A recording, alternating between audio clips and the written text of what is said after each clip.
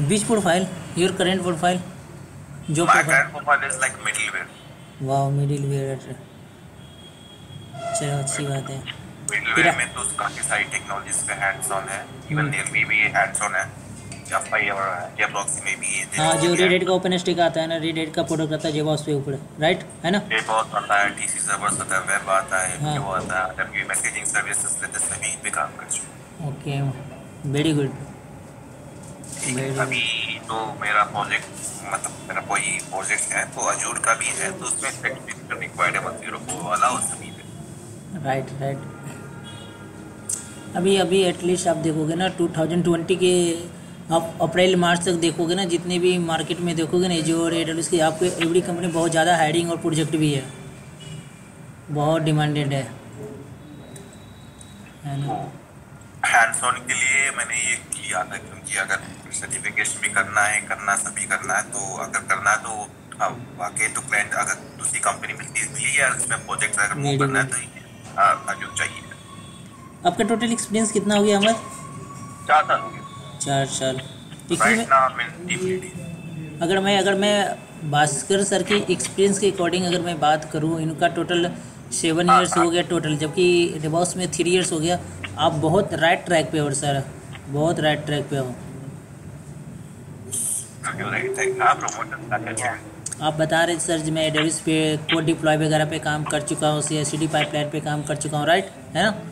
हाँ, तो और मैं इंटेल में था 2 ईयर इससे पहले, तो वहाँ पे एक एक यही होता है भास्कर सर कि अगर टाइम के अकॉर्डिंग ना अपनी नॉलेज को अपग्रेड करते रहना, मल्टीपल टूल्स के ऊपर काम करना, मल्टीपल प्रोजेक्ट के ऊपर काम करना, है ना? मल्टीपल चीज़ों के ऊपर हैंड्स ऑन आपकी है, आपके पास मल्टीपल टूल्स को लेकर एक्सपीरियंस है, नॉलेज है ना? इससे क्या क्या होता है कि कम टाइम में आपकी ना आपकी प्रोफाइल अपग्रेड होती है और आपकी सैलरी इनहेंस होती है ना? हम तो सैलरी पैकेज के लिए कर रहे हैं ना, सिंपल सी बात है। अगर टेक्नोलॉजी को मूव कर रही है या प्रोजेक्ट चेंज कर रही है तो कंपनी मूव करे, है तो एक ही पर्पज है ना? कि सैलरी इंक्रीज करना है ना, पैकेज चाहिए। नॉलेज एक अलग चीज़ है, लेकिन फर्स्ट पॉइंट क्या होता है कि माइंड में यही सिनेरियो होता है, कंपनी स्विच करे या प्रोजेक्ट स्विच करे या टेक्नोलॉजी स्विच करे, तो कहीं कहीं माइंड में ये बातें होती है कि नहीं पैकेज ज़्यादा लेना है कंपनी से, राइट? राइट। चलो अच्छी बात है भास्कर सर, बहुत अच्छी बात है, डोंट वरी। हेलो रिजवान, हाय। आप विंडोज एडमिन हैं सर? हाँ, अभी मैं जो कंपनी में ज्वाइन हुआ हूँ वहाँ पे कैसा है कि वहाँ पे पहले अलग अलग टीम रहती थी, विंडोज की अलग, लिनक्स की अलग। अलग। बट अब उन्होंने ऐसा कर दिया कि कंबाइन कर दिए दोनों, यानी आपको दोनों आना चाहिए। अभी अभी यही जो रिजवान अभी बोल रहे हैं ना, अभी मैं बस 5 मिनट में ये जो चीज़ को आप डिस्कस कर रहे हैं ना, इसके ऊपर मैं आपको अभी डिस्कस नहीं करने वाला हूँ। जो चीज़ आप बोला ना, बस ये पॉइंट नोट करना कि सर पहले क्या था, डिफरेंट था, अब इन्होंने अलग अलग कर दिया। इसके ऊपर ही डिस्कस करूँगा जो सिनेरियो है हाँ, ना? तो हमारे कंपनी में ऐसा है कि सिर्फ आपको लिनक्स और विंडोज से ही नहीं आना चाहिए। हम जैसे वेब होस्टिंग डोमेन में तो हमको अज्योर भी आना चाहिए, क्योंकि हमारे मैक्सिमम जो क्लाइंट्स हैं, कुछ वैसे तो हमारे डेडिकेटेड सर्वर है, बट कुछ क्लाइंट्स जो है हमारे वो अज्योर पे है, तो बिल्कुल बिल्कुल। उनके जो भी है प्रोजेक्ट्स, तो उसके लिए हमको अज्योर का बोले है 104 का सर्टिफिकेशन करने। और हमारे यहाँ वेब होस्टिंग डोमेन में डॉकर इन्वायरमेंट भी है, सभी है, यानी डेवऑप्स इन्वायरमेंट पूरा होस्टिंग टीम ही संभालती है। बिल्कुल सिंपल सी अगर बात मैं रिजवाइन ऑर्गेनाइजेशन ऑन प्रेमिसेस की बात करूँ ना, तो एवरी कंपनी मल्टीपल टूल्स या मल्टीपल क्लाउड को या मल्टीपल वेंडर के साथ काम करती है ना? करती है ना? चलो हम लोग डिस्कशन करते हैं। अच्छा, आप लोग का क्लाउड को लेकर क्या आइडिया है भास्कर साहब? आई थिंक आप ऑलरेडी आप क्लाउड के जानते हैं, आपने एडोबिस के ऊपर काम भी कर चुके हैं। अहमद सर भी एक्सपीरियंस है, रिजवाइन थोड़ा सा अवेयरनेस नहीं, ऑलरेडी CPA सर्वर्स लेवल पे काम करे, एडमिन लेवल पे काम करे, राइट रिजवाइन? राइट।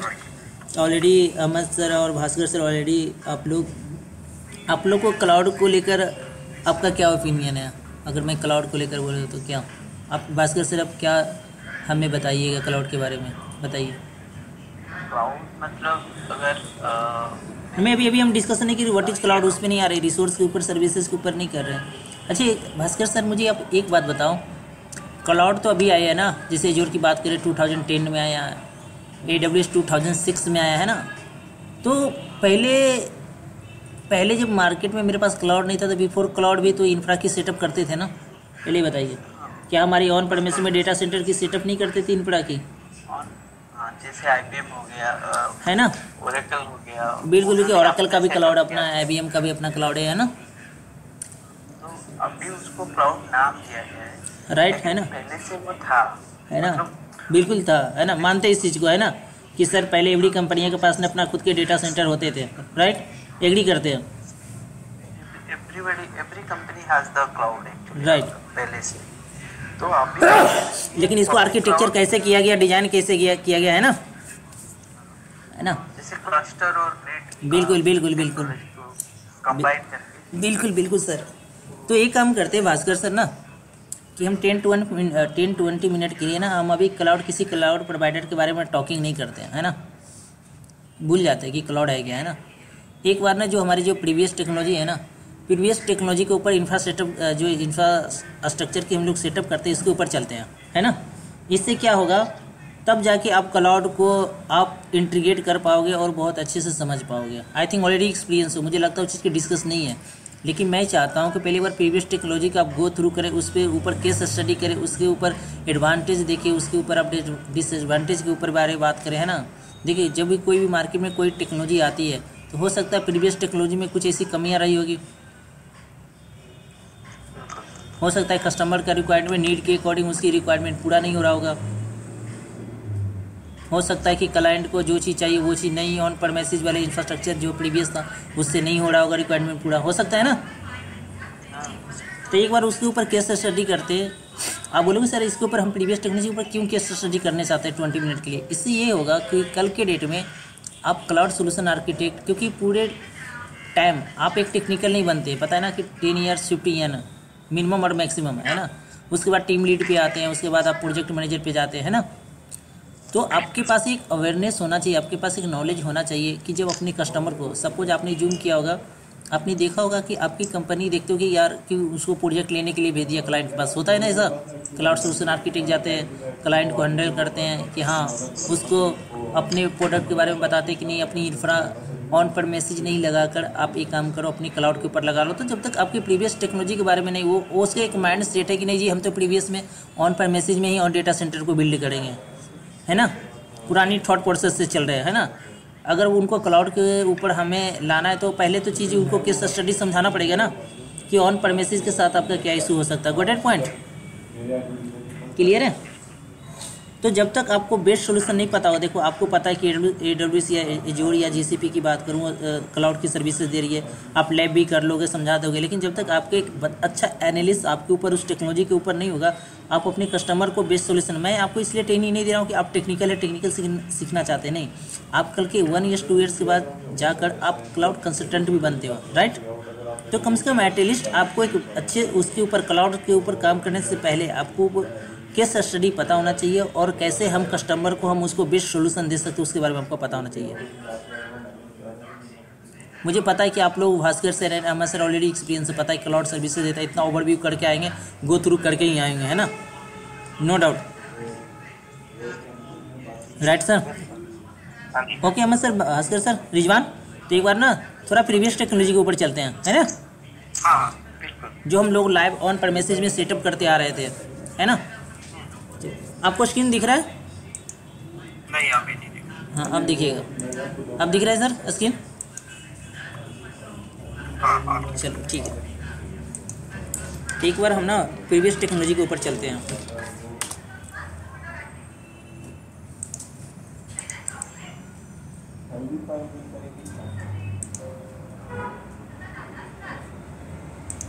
स्क्रीन दिख रहा है ना आप लोग को सबको?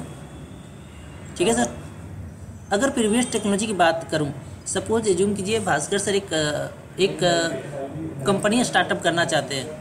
भास्कर सर आप समझ रहे हो बात को? मैं ऑन प्रेमिसेस बात करूँ, प्रीवियस टेक्नोलॉजी की बात कर रहा हूँ, ओके, प्रीवियस टेक्नोलॉजी की। आप एज्यूम कीजिए कि भास्कर सर एक IT कंपनी स्टार्टअप करना चाहते हैं, है ना। ये रे भास्कर सर मान लीजिए कि एक IT कंपनी स्टार्टअप करना चाहते हैं, है ना, कोई ई-कॉमर्स कंपनी टाइप का ऐसा। जैसे फ्लिपकार्ट हो गया, है ना, आईटी की बिजनेस, कुछ ऐसा मान लीजिए। तो पहले भास्कर सर का फर्स्ट ऑफ नीड क्या होगा, अगर मैं बात करूँ क्या होगा आपके अकॉर्डिंग? ये अपनी कोई आईटी स्टार्टअप बिजनेस कंपनी करना चाहते हैं तो भास्कर सर को फर्स्ट ऑल पहले क्या करना पड़ेगा? भास्कर सर बताइए क्या करोगे आप पहले, आपके अकॉर्डिंग क्या माइंड में थॉट आ रहा है कि मैं क्या करूँगा? आप सोचो, आप मार्केट में अपना प्रोडक्ट लाना चाहते हो, सेल करना चाहते हो, ई कॉमर्स फ्लिपकार्ट ही ले लो, आप कोई ई कॉमर्स कंपनी स्टार्टअप करना चाहते हैं। भास्कर सर, ये रहे भास्कर सर। अहमद समझ रहे बात को आप? रिजवान, ये मानिए भास्कर सर आईटी की कंपनी स्टार्टअप करना चाहते हो, मानिए आईटी की बिजनेस करना चाहते हैं, तो फर्स्ट नीड क्या होगा उनके लिए, क्या होगा पहले बताइए। हाँ जी, नहीं नहीं नहीं, ऐसे नहीं। पहले भास्कर सर को पहले एक इंफ्रा सेटअप करना पड़ेगा मार्केट में प्रोडक्ट लाने से पहले, क्योंकि जो मार्केट में प्रोडक्ट ला रहे हैं यूजर के तो हैंड्स ऑन तो नहीं देंगे, हैंड टू हैंड तो नहीं देंगे। यूजर उस प्रोडक्ट को कैसे बाय करेगा? किसी साइट के अकॉर्डिंग, है ना, या तो किसी वेबसाइट के साइट से, है ना, ऐसे ही होगा ना। जैसे सपोज करो फ्लिपकार्ट है तो फ्लिपकार्ट हमें डायरेक्ट कहीं होम स्टोर थोड़ी खोल रखा है, नहीं ना। होम स्टोर समझते हैं ना, शॉप, ऑफलाइन शॉप उनका थोड़ी है। वो जितने भी मोबाइल डिवाइस, इलेक्ट्रॉनिक डिवाइस, कपड़े, जितने भी चीज़ें दे रहे हैं,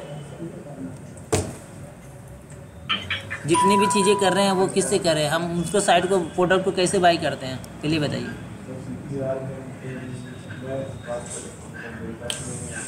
उन्होंने एक पोर्टल बना रखा है, ऐसा बोलोगे ना कि सर उन्होंने एक पोर्टल बना रखा है, हम पोर्टल पे जाते हैं, अकाउंट क्रिएट करते हैं और वहाँ से क्या करते हैं, उन्हें प्रोडक्ट को बाई कर लेते हैं और बिलिंग दे देते हैं, ऐसी है ना। लेकिन आप एज्यूम ये कीजिए, क्योंकि फ्लिपकार्ट ने कहीं ना कहीं तो पहले अपना डेटा सेंटर तो लगाया होगा ना, पहले बताइए। आप बात को समझ रहे हैं भास्कर सर, रिजवान, अहमद? तो आप ऐसा कीजिए कि भास्कर सर को कहीं ना कहीं पहले अपना इंफ्रास्ट्रक्चर डेटा सेंटर सेटअप करना पड़ेगा। ये मैं ऑन प्रेमिसेस की बात करूँ, क्लाउड अभी भूले, मैं क्लाउड को टॉकिंग ही नहीं कर रहा हूँ अभी 10-20 मिनट तक, ओके सर। तो भास्कर सर को क्या करना पड़ेगा? अहमद या पिक्चर में अहमद को भी ले लीजिए, अगर अहमद भी यही करना चाहता है, आईटी बिजनेस करना चाहता है, तो अहमद सर को भी करना पड़ेगा। Got it point? उनको भी तो अपना पहले इन हाउस डेटा सेंटर लगाना पड़ेगा, सेटअप करना पड़ेगा मार्केट में प्रोडक्ट्स लाने से पहले। तो सबसे पहले क्या करेंगे? पहले प्लान करेंगे। Got it point? Bhaskar sir क्या करेंगे? पहले प्लान करेंगे, है ना। प्लान में क्या क्या होगा कि डेटा सेंटर कहाँ लगेगा, वो प्लेस क्या होगा, हम अपनी प्रोडक्ट को कितने सिटी में डिलीवर करेंगे, ये प्लान होगा। हमारे जो यूजर आएंगे, कितने यूजर आएंगे, उसके अकॉर्डिंग अपना इंफ्रास्ट्रक्चर डिजाइन करेंगे। Got it point? ऐसा ही होगा ना पहले, Bhaskar sir, Ahmed? Got it point? पहले क्या होगा? यही प्लान होगा। प्लान में क्या होती है कि लैंड, पहले डेटा सेंटर कहाँ लगेगा, है ना। वो बात की बात है कि डेटा सेंटर को इंफ्रास्ट्रक्चर सेटअप करने के लिए कितनी डिवाइस, कितनी रिसोर्स लगेगा, उसके ऊपर आता हूँ। पहले तो ये प्लान में ही होगा कि फर्स्ट ऑल पहले तो लगेगा कहाँ पे, है ना। दूसरी बात, हम कितने सिटी में डिलीवर करेंगे, कि दिल्ली में दे रहे, गुड़गांव में देंगे, बेंगलोर में, मेरा प्रोडक्ट कहाँ कहाँ पे, किस किस सिटी में देंगे, अपने सर्विस को देंगे, है ना, कस्टमर को, यूजर को, है ना। तो उसके अकॉर्डिंग प्लान करेंगे। प्लान में क्या आ जाता है? पहले तो आपका, पहले मान लो कि जहाँ पे डेटा सेंटर लगाओगे, पहले फर्स्ट ऑल पहले आता है प्लेस। या तो आपका खुद का लैंड होना चाहिए, या तो कोई कॉन्ट्रैक्ट बेस पे होना चाहिए कि वो लैंड 20 ईयर्स, 30 ईयर्स या 50 ईयर्स तक आपको वो आपसे वापस नहीं ले सकता। ऐसा नहीं कि मैंने डेटा सेंटर लगा दिया और 1 ईयर्स 2 ईयर्स के बाद वो लैंड खाली करने के लिए बोल दिया, है ना। ये ऐसा नहीं होना चाहिए, है ना। क्योंकि बिजनेस और पॉइंट ऑफ व्यू से देखोगे, अगर आपका इंफ्रास्ट्रक्चर डाउन होता है, आपको पास मिनी 1 मिनट में आपके एज्यूम कीजिए कि 10,000 कस्टमर यूजर प्रोडक्ट को ले रहे हैं, तो आपके लिए एक तरह से लॉस हो जाएगा ना अगर इंफ्रास्ट्रक्चर डाउन होता है। तो ये तो होना नहीं चाहिए, है ना। तो प्लेस भी अपना क्या होना चाहिए? आपका खुद का होना चाहिए। क्लियर है ना। Got it point? है ना, खुद का होना चाहिए। दूसरी बात, आपने देखा होगा डेटा सेंटर को सेटअप करने के लिए जो प्रीवियस टेक्नोलॉजी के ऊपर मैं बात कर रहा हूँ कि हमें बहुत सारे फिजिकल डिवाइसेस की नीड बहुत पड़ता है। सपोज ज्यूम कर जैसे सर्वर की नीड, सर्वर की बात करूँ, कुछ सर्वर ऐसे हैं जो जिसने भी रिजवाइन ने मुझे कनेक्ट किया सर मैंने, कुछ सर्वर ऐसे होते हैं कि लिनक्स के उसके ऊपर एप्लीकेशन चलते हैं, कुछ सर्वर ऐसे होते हैं कि विंडोज़ के ऊपर चलते हैं, ऐसा मान लें हम। गॉट इट है। अगर मैं बात करूँ विंडोज सर्वर के ऊपर हम एक्टिव डायरेक्टरी के लिए लेते हैं, यूजर ऑथेंटिकेशन के लिए, मान सकते हैं ऐसा, या SQL सर्वर के लिए, ऐसा मान लें। जैसे मिडिलवेयर में हम लोग लिनक्स में हम लोग ना एक पॉपुलर वेब सर्वर है जिसका नाम अपाची सर्वर बोलते हैं, शायद इसने जानते होंगे, काम करते हैं जेवॉप्स में यूज होता है, क्या नाम बोलते हैं, अमर सर, पता नहीं सर, जिसे वेब सर्वर को क्या बोलते हैं, अपाची सर्वर, जो ओपन सोर्स में आता है। तो ये क्या लिनक्स सर्वर के ऊपर इम्प्लीमेंट होते हैं, राइट सर, होते हैं ना। ये किसके ऊपर अपाची सर्वर होते हैं, ये वेब सर्वर है, मतलब इसके ऊपर ही होते हैं। मतलब कुछ सर्वर ऐसे होंगे जिनके ऊपर लिनक्स की एप्लीकेशन चल रहे होंगे, कुछ सर्वर ऐसे होंगे जो विंडोज़ के ऊपर भी चल रहे होंगे उनके एप्लीकेशन, है ना, मतलब डिपेंडेंट, मतलब कुछ एप्लीकेशन ऐसे मार्केट में जो विंडोज डिपेंडेंट होते हैं, कुछ एप्लीकेशन ऐसे होते हैं जो लिनक्स के सर्वर के OS के ऊपर ही चलते हैं, है ना। गॉट एंड पॉइंट सर यहाँ तक। उसके बाद हमें कुछ एप्लीकेशन सर्वर की भी नीड पड़ेगी। ये वो टोपोलॉजी बता रहा हूँ आपसे, रियल सिनेरियो जो हम लोग प्रीवियस टेक्नोलॉजी सेटअप करते आ रहे हैं, ठीक है। ओके अहमद रिजवाइन पता है, अगर इस चीज़ को आप गो थ्रू कर ले, केस स्टडी को, प्रीवियस टेक्नोलॉजी को समझोगे ना, आप किसी क्लाउड के ऊपर काम कर सकते हो, बेस्ट सोल्यूशन। और किसी से आपको अगर कंपेयर करके पूछे जाए, इंट्रोडक्शन पूछेगा आपसे कि नहीं प्रीवियस टेक्नोलॉजी में क्या है, तो अगर जब आपका केस स्टडी अच्छा है, आपकी नॉलेज अच्छी है, तो आप उसको बेस्ट सोल्यूशन या बेस्ट रिप्लाई कर सकते हो अपने एंड पे साइड से, ठीक है। मुझे पता है कि आपको क्लाउड पता है सर, सर्विसेज देता है। मैं चाहूँ तो स्लाइड खोल के मैं सीधे आ जाऊँ कि what is cloud computing, resource क्या है, सर्विस क्या है, इम्प्लीमेंट लेके, बट मैं उसको बेटर नहीं मानता हूँ, ठीक है। किसी चीज़ को डीप में स्टडी कीजिए, है ना, केस स्टडी कीजिए, वो बेटर है ना। चले ठीक है। दूसरी बात, चलो आपने देखा होगा कि सर थर्ड पॉइंट क्या होता है कि ना हमारे, क्योंकि किसी सर्वर को ना किसी नेटवर्क में ही रखा जाता है ना। सपोज अगर कोई वेब सर्वर है या यूजर उस साइट को एक्सेस करेंगे, तो यूजर तो एज ए इंटरनेट एक्सेस करेंगे, तो उस सर्वर को कहीं ना कहीं नेटवर्क में तो रखना पड़ेगा। तो जिसके लिए हम लोग क्या करते हैं, राउटर और क्या जाता है सर, स्विच है ना, फायरवॉल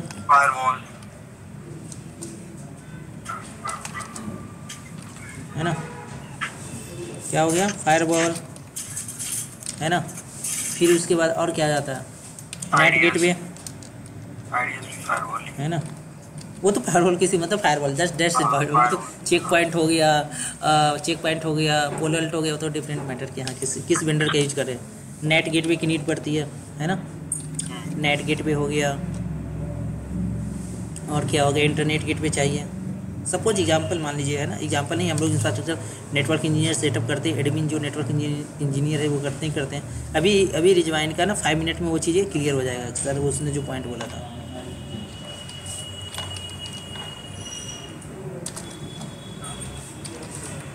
इंटरनेट गेटवे है ना, और भी बहुत सारी डिवाइसेस होती है ना।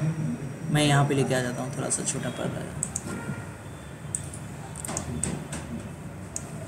सर। ऐसी टेक्नोलॉजी के ऊपर आपने इंफ्रास्ट्रक्चर आपने किया उन पर मैसेज में देखा, पहले बताइए, काम किया। जैसे उसके बाद हमें केबलिंग भी करना पड़ेगा, है ना, केबलिंग भी करना पड़ेगा। उसके बाद हमें स्टोरेज भी चाहिए, है ना, स्टोरेज भी चाहिए। उसके बाद हमें पावर बैकअप भी चाहिए, राइट सर, है ना, इलेक्ट्रिसिटी जिसको बोलते हैं, पावर बैकअप भी चाहिए। ये टोपोलॉजी की बात कर रहा हूँ कि अपनी कंपनी स्टार्टअप करने से पहले, अपनी प्रोडक्ट मार्केट में लॉन्च करने से पहले आपको इंफ्रास्ट्रक्चर आपको पास रेडी होना चाहिए, है ना, पूरा पहले से। उसके बाद कूलिंग भी चाहिए, जहाँ सर्वर हीट होते हैं वहाँ कूलिंग भी होते हैं ना। चलो ये तो हो गई,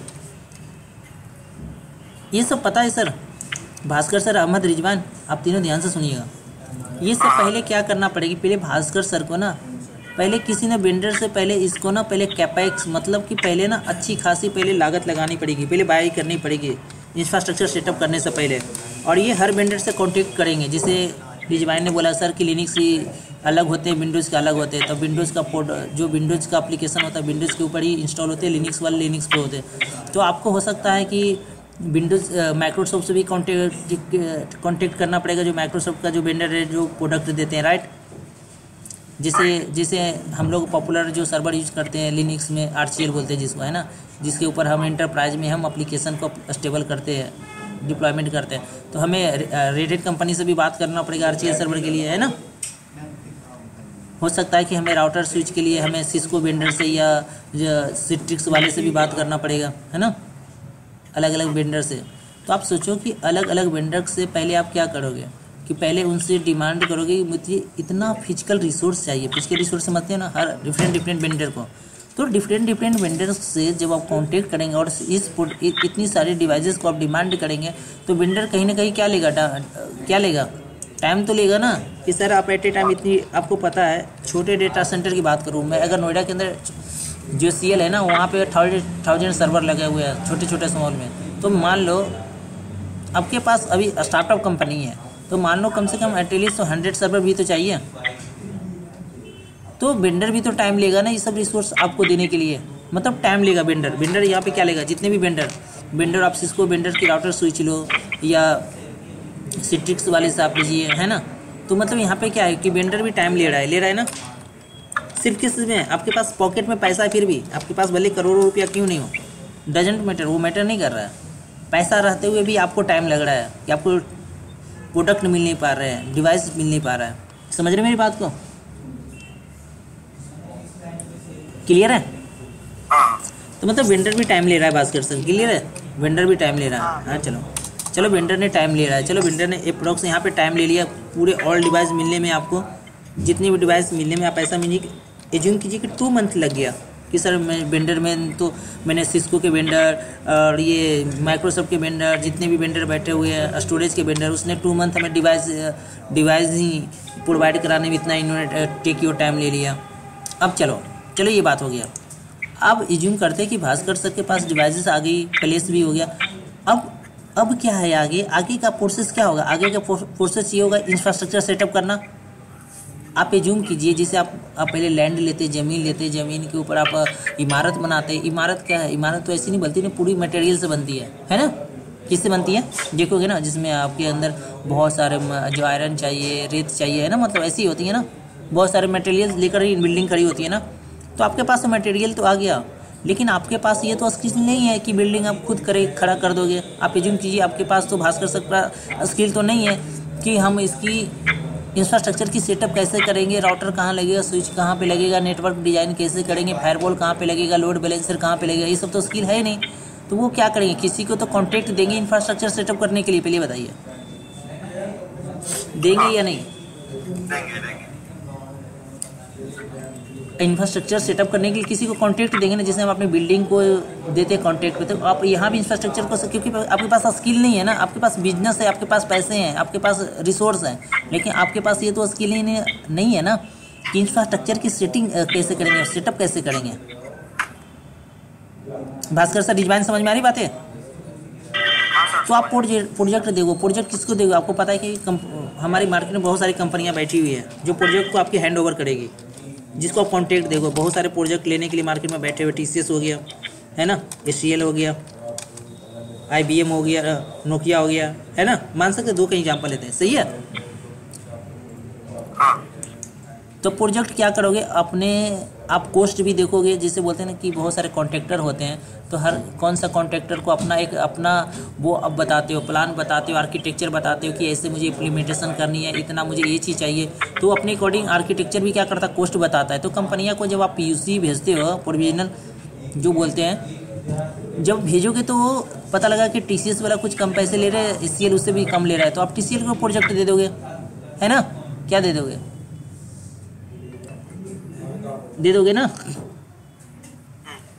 इसी चीज़ को कंपनी में आप क्या बोलते हो कि सर किसी क्लाइंट का ना प्रोजेक्ट मेरे पास कंपनी आई है, इसी चीज़ को आप लोग प्रोजेक्ट बोलते हो ऑन पर मैसेज में।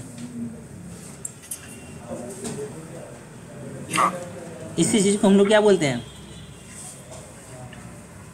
जो टेक्निकली में बोलेंगे वो समझ में आएगा कि सर जैसे आप लोग सर मेरे पास ना, वो आगे आएंगे, अभी नहीं, अभी तो इस बस इंफ्रास्ट्रक्चर सेटअप की बात हो रही है।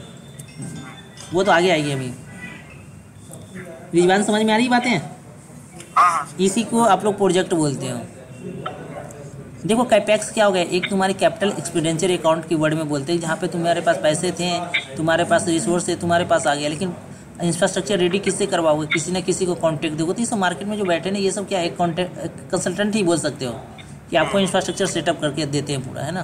तो एज्यूम कीजिए आपने इंफ्रास्ट्रक्चर सेटअप करके दे दिया पूरा, अब ऐसा उन्होंने पूरा दे दिया, चलो ठीक है। TCS भी तो एट ए टाइम नहीं देगा ना आपको इंफ्रास्ट्रक्चर सेटअप करके, वो भी टाइम लेगा। वो टाइम किस चीज़ में लेगा? यहाँ पे एक पॉइंट आता है, मान लें कि आपने TCS को प्रोजेक्ट हैंड ओवर कर दिया, लीजिए, है ना, मानिए मैं यहाँ से ACL को हटा देता हूँ आपने। लेकिन एक बात बताऊँ, रियल सिनेरियो की केस में कभी भी हम एक प्रोजेक्ट एक कंपनी को नहीं देते, जिससे सर्वर वाला पार्ट TCS को दे दिया, नेटवर्क वाला पार्ट ACL को दे दिया, ऐसा होता है या नहीं? होता है ना।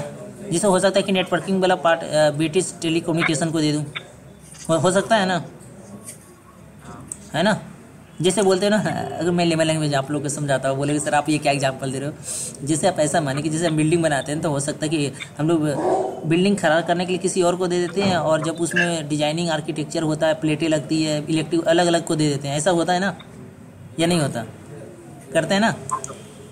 तो ये चीज़ें यहाँ भी रिलेट होती है। ये जरूरी नहीं है कि पूरा इंफ्रास्ट्रक्चर के लिए TCS को हैंड ओवर कर दूँ, हो सकता है सर्वर प्रोविजनिंग के लिए उनको दे दूँ, और जो नेटवर्किंग का पार्ट है मैं किसी और को दे दूँ, है ना, ऐसा हो सकता है। तो TCS भी टाइम लेगा। TCS क्या टाइम लेगा? TCS यहाँ पे टाइम लेगा कि अच्छा मेरे पास प्रोजेक्ट आया है किसी क्लाइंट का, तो वो क्या करेगा? वो करेगा कि पहले देखेगा कि मेरा पहले प्रोजेक्ट पे कोई इंजीनियर फ्री है कि नहीं है ना। वो पहले देखेगा यहाँ पे सर्वर प्रोविजनिंग भी हो रही है, नेटवर्किंग पर, तो वहाँ पे क्या क्या चीज़ को हायर देखेगा, लिनक्स एडमिनिस्ट्रेटर को हायर करेगा, है ना। अब रिजवान थोड़ा सा समझ में आएगा, रिजवान की बातें, ये सब चीज़ें थोड़ी सी रिलेट कर लोगे आप। वहाँ पे विंडोज एडमिन की नीड पड़ेगा, एडमिनिस्ट्रेटर का, एडमिन लिख दे रहा हूँ, आप समझ जाना, ठीक है। एडमिनिस्ट्रेटर की बात कर रहा हूँ। यहाँ पे नेटवर्क इंजीनियर भी चाहिए, है ना, और यहाँ पे हमें स्टोरेज इंजीनियर भी चाहिए, जो डेटा की बैकअप लेगा। देखा ना, रैक डेटा का बैकअप के रैक लगा। कोई इसमें से कोई डेटा सेंटर गया है? मैं तो गया हूँ, पता है कि कोई गया डेटा सेंटर? पहले बताइए। स्टोरेज इंजीनियर हो गया, मॉनिटरिंग वाला भी होंगे,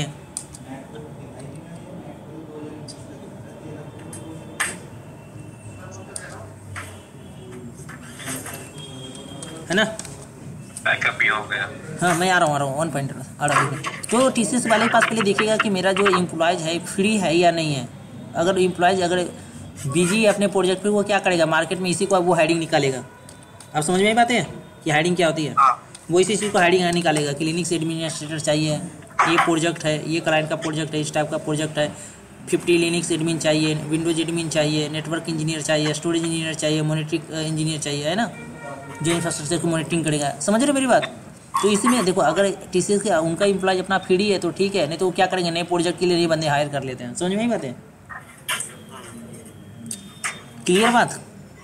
आप एज्यूम कीजिए कि सर डेटा सेंटर ना खड़ा हो गया पूरा सेटअप, मतलब TCS ने टाइम लिया और उन्होंने पूरा डेटा सेंटर को खड़ा कर दिया, इंफ्रास्ट्रक्चर को पूरा, है ना, पूरा सेटअप कर दिया। लेकिन ये बताओ, आप जो डेटा सेंटर लगाए हो ऑन प्रेमिसेस में, आपके पास भास्कर सर के पास अपने पास टीम तो होना चाहिए। टीम मतलब समझते हो, ऑपरेशनल पार्ट। आप तो इंफ्रास्ट्रक्चर लगा दिए कि जो सर्वर को लिनक्स को मैनेज करेगा, विंडोज़ वाले विंडोज़ को मैनेज करेगा, नेटवर्क इंजीनियर भी चाहिए आपको, और मॉनिटरिंग के लिए भी चाहिए, मेंटेनेंस टीम भी तो चाहिए आपको। टीम भी तो आपके पास होना चाहिए भास्कर सर, बताओ। आपके पास टीम भी तो होना चाहिए ना। पहले बताइए आप क्या करोगे, हायरिंग आप भी तो करोगे अपने साइड से। पहले बताइए, आपके पास भी तो टीम होना चाहिए ना सर, भास्कर सर। अहमद समझ में आ रही बात है आपको? भास्कर, रिजवान, हाँ सर समझ में आपको पास, क्योंकि आपके पास देखो TCS ने इंफ्रास्ट्रक्चर रेडी कर दिया, आपके पास टीम होना चाहिए जो सर्वर को मेंटेनेंस कर सके, सर्वर को मॉनिटरिंग कर सके, ये सब टीम भी होना चाहिए। नेटवर्क इंजीनियर भी आपके पास होना चाहिए, आपके पास लिनक्स एडमिनिस्ट्रेटर भी होना चाहिए, है ना, है ना। तो आप क्या करोगे, आप भी हायरिंग करोगे अपने साइड से, करोगे या नहीं बताओ? करेंगे या ना, है ना। आप भी हाइडिंग करोगे सर कि मैं भी हाइडिंग कर लेता हूँ? आप भी हाइडिंग निकालोगे? यहाँ तक में कोई डाउट है पहले बताइए आप? नहीं है। है ना? आप भी क्या करोगे? आप भी हाइडिंग ही निकालोगे। डिजाइन समझ में आ रही है? अब ये चीज़ें आपका रोल क्या है, कहाँ पे आ रहा है, समझ में आया? हाँ। क्योंकि अब क्या होगा कि डेटा सेंटर पे भी तो ऑपरेशनल पार्ट होगा ना। ऑपरेशनल मतलब कि हम यहाँ पे जो राउटर लगा हुआ है, जो स्विच लगा हुआ है, लिनक्स का सर्वर है, विंडोज का सर्वर है, उसके ऊपर एप्लीकेशन चाहिए, यहाँ भी आपको टीम लगना। तो यहाँ पे क्या कर बोलते हैं, इस चीज़ को ओपेक्स बोलते हैं, जो ऑपरेशनल में आ पाएगा। अब इसके आगे चीज़ क्या आएगा? ऑपरेशनल में आएगा। Right sir? मतलब कहने का मीन्स क्या है कि भास्कर सर को यहाँ पे अपनी एक टीम हायरिंग करनी पड़ेगी डिफरेंट डिवाइसेस के ऊपर काम करने के लिए, है ना। मतलब अब ऑपरेशनल पार्ट होगा इस डेटा सेंटर के ऊपर। क्या होगा? ऑपरेशनल, मैनेज करना, मेंटेनेंस करना, है ना, सब इंजीनियर को लेकर। क्लियर है पॉइंट यहाँ तक? जिसके ऊपर क्या होगा कि ना, आपको पता है कि हम लोग आईटी इंडस्ट्री में जो जॉब रोल होता है 24/7 का होता है ना। तो एक इंजीनियर 24/7 तो हम लोग नहीं करते ना। 24 में बताइए, नहीं करते हैं ना? पहले बताइए, करते हैं? नहीं, 8 शिफ्ट में करते हैं। तो यहाँ पे आप ऐसा मान लीजिए कि 50 एम्प्लॉयज़ हायर करना पड़ेगा भास्कर सर को। ये वो टोपोलॉजी बता रहा हूँ जो ऑन प्रेमिसेस का है। क्या करना पड़ेगा? 50 एम्प्लॉयज़ करना पड़ेगा। तो 50 एम्प्लॉयज़ को तो सैलरी भी देंगे भास्कर सर अलग अलग सबको? पहले बताइए, सैलरी भी तो होगी ना, है ना। और 50 एम्प्लॉयज़ 24 तो काम नहीं करेगा, 3 शिफ्ट में करेगा। तो अगर 50 से 3 मल्टीप्लाई करेंगे तो 150 एम्प्लॉयज़ हायर करना पड़ेगा। क्या बोल रहे हैं सर? भास्कर सर सही है? हाँ जी सर, भास्कर सर बताइए, कीजिएगा ना? हाँ जी भास्कर, अहमद, रिजवान, समझ में आ रही बात है आपको? ये टोपोलॉजी समझ है ना। ओपेक्स मतलब क्या होगा? देखो, इंफ्रास्ट्रक्चर अलग होता है, सेट होता है, ऑपरेशनल चीज़ें अलग होती है। कि सेटअप होने के बाद चीज़ों को हम मैनेज, जिससे बोलते हैं ना कि घर में बाद में जो भी हमें इलेक्ट्रिसिटी लगा दिया या बोर्ड लगा दिया या पत्थर क्रैक हो गए, मार्बल्स क्रैक हो गए, उस चीज़ को क्या होते हैं, हम किसी न किसी को कॉन्ट्रैक्ट देकर उसको मेंटेनेंस करवाते रहते हैं, है ना। तो आपके पास भी टीम होना चाहिए जिसको मॉनिटरिंग करेगा, मेंटेनेंस करेगा, मैनेज करेगा, है ना। तो आपको अपने इंजीनियर हायर करना पड़ेगा। देखो, लेकिन इसमें भी एक चीज़ होता है सर कि ऐसा हो सकता है कि मैं अपने साइड से कोई टीम हायर नहीं करूं। कुछ ऐसा है इसमें? ऐसा पहले बताइए। आपको माइंड में कभी एक चीज़ और मैं डाल रहा हूँ इस पर, नई चीज़ इसमें जो होती है कि सर ऐसा हो सकता है कि ये काम करते हैं ना, इंफ्रास्ट्रक्चर TCS नहीं लगा दिया। ऐसा नहीं हो सकता कि TCS की एम्प्लॉय ही चीज़ों को मैनेज करें? मैं वो टोपोलॉजी इसलिए मैं बोल रहा हूँ। अब थोड़ा सा ऐसा हो सकता है कि सर ये काम करते हैं ना, सर ये काम और करते हैं ना, इसमें एक और चीज़ ऐड ऑन करते हैं कि सर ये काम ऐसा नहीं हो सकता कि डेटा सेंटर अपने मैं इन हाउस नहीं लगाता हूँ, हम TCS के पास ही डेटा सेंटर लगा देते हैं। ऐसा होता है? तो इसमें भी 2 चीज़ें होती है, बता दूँ, जो आप लोग बोलते हो। सुनो, एक होता है ऑन साइड। सुने हो वर्ड टर्मिनोलॉजी? कहते हो कि ऑन साइड बैठा हूँ, ऑफ साइड बैठा हुआ हूँ, कहते हो? सुने कभी ये वर्ड? ये वर्ड क्या है पहले बताइए? ये ऑन साइड ऑफ साइड क्या है पहले बताइए? आपने कभी वर्ड सुने हैं? क्या नाम है? रिजवाइन, भास्कर सर, आपने ये वर्ड सुने कभी? अहमद, कि मैं ऑन साइड बैठा हूँ, ऑफ साइड हूँ मैं? ऑन साइड बोले तो एक स्पेसिफिक जगह से ही अपन राइट। देखो, इसमें भास्कर सर ये भी कर सकते हैं कि सर अपने प्लेस पे डेटा सेंटर नहीं लगाकर वो TCS को भी बोल सकते हैं कि अपने डेटा सेंटर अपने पास, मेरा डेटा सेंटर अपने पास ही लगा लो और अपने पास ही टीम रख लो, आप ही रखो, उस चीज़ को मेरा मेंटेनेंस कीजिए, मैनेज कीजिए। समझ में आई बात है? Clear point? ऑफ साइड में क्या होता है कि ऑफ साइड में आप ये कहते हो कि नहीं, जो डेटा सेंटर है ना आप मेरे प्लेस पे लगा दीजिए, तो TCS क्या करेगा, अपना टीम भेज देगा और TCS की टीम आपके साइड बैठा रहेगा जाकर, जहाँ पे चीज़ों को मैनेज भी करेगा, मेंटेनेंस भी करेगा, जिसे बोलता हूँ मैं ऑफ साइड। लेकिन सैलरी वगैरह कौन? TCS ही देगा। वो सिर्फ आपके साइड पे जाके बैठा रहेगा और मैनेज करेगा।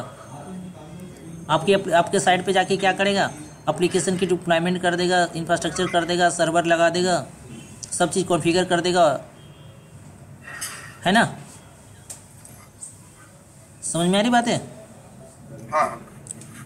तो ये भी चीज़ें होती है। तो हमें इसमें ना दो टाइप से भी सेटअप करते हैं। ये तो बोलते हैं कंपनी, हम TCS बोलते हैं या तो मेरा डेटा सेंटर अपने पास ही लगा लो इसे, है ना।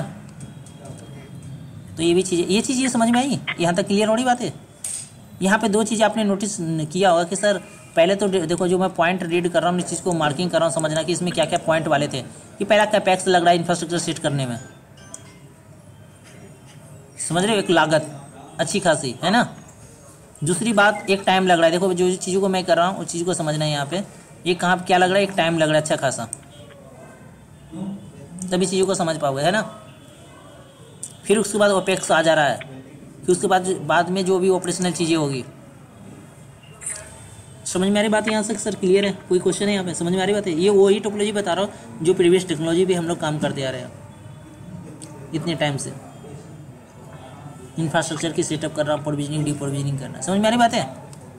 लेकिन आप कहोगे, आप यहाँ से पूछोगे सर ये तो चलो ठीक है, भास्कर सर ने इंफ्रास्ट्रक्चर सेटअप कर दिया, इनका बिजनेस रनअप हो गया, बिजनेस चल रहा है, आगे इशू क्या होगा, आगे इशू क्या होगा। अभी यहाँ पे आ जाती है थोड़ी सी डिसएडवांटेज की बात है कि सर आगे इशू क्या होगा, क्या इशू हो गया आगे, अच्छा खासा बिजनेस चल रहा है, अच्छा खासा इनके पास टीम भी बैठा है, आगे क्या होगा। तो आगे ये हो सकता है, आगे चलकर हो सकता है कि इन्होंने डेटा सेंटर कहाँ लगाया हुआ है, नोएडा में लगाया हुआ है। ये जूम कीजिए कहाँ पे लगाया हुआ है, नोएडा में। हो सकता है नोएडा में डिजास्टर आ गया तो कल के डेट में क्या होगा, ये डेटा सेंटर डिस्ट्रॉय हो गया तो इनका बिजनेस और पॉइंट भी से देखो तो इनका डेटा लॉस हो गया, तो इनका मिलियन करोड़ों का तो लॉस हो गया ना। फिर एक ही, मतलब ये प्राइमरी डेटा सेंटर था, एक ही डेटा सेंटर, इनका स्टार्टअप कंपनी था, उन्होंने एक ही लगाया। समझ में आ रही मेरी बात है सर, अहमद सर, आपने एक ही लगाया क्योंकि आपका स्टार्टअप था ना, आपको पता नहीं था कि आपका बिजनेस ग्रो होगा नहीं चलेगा।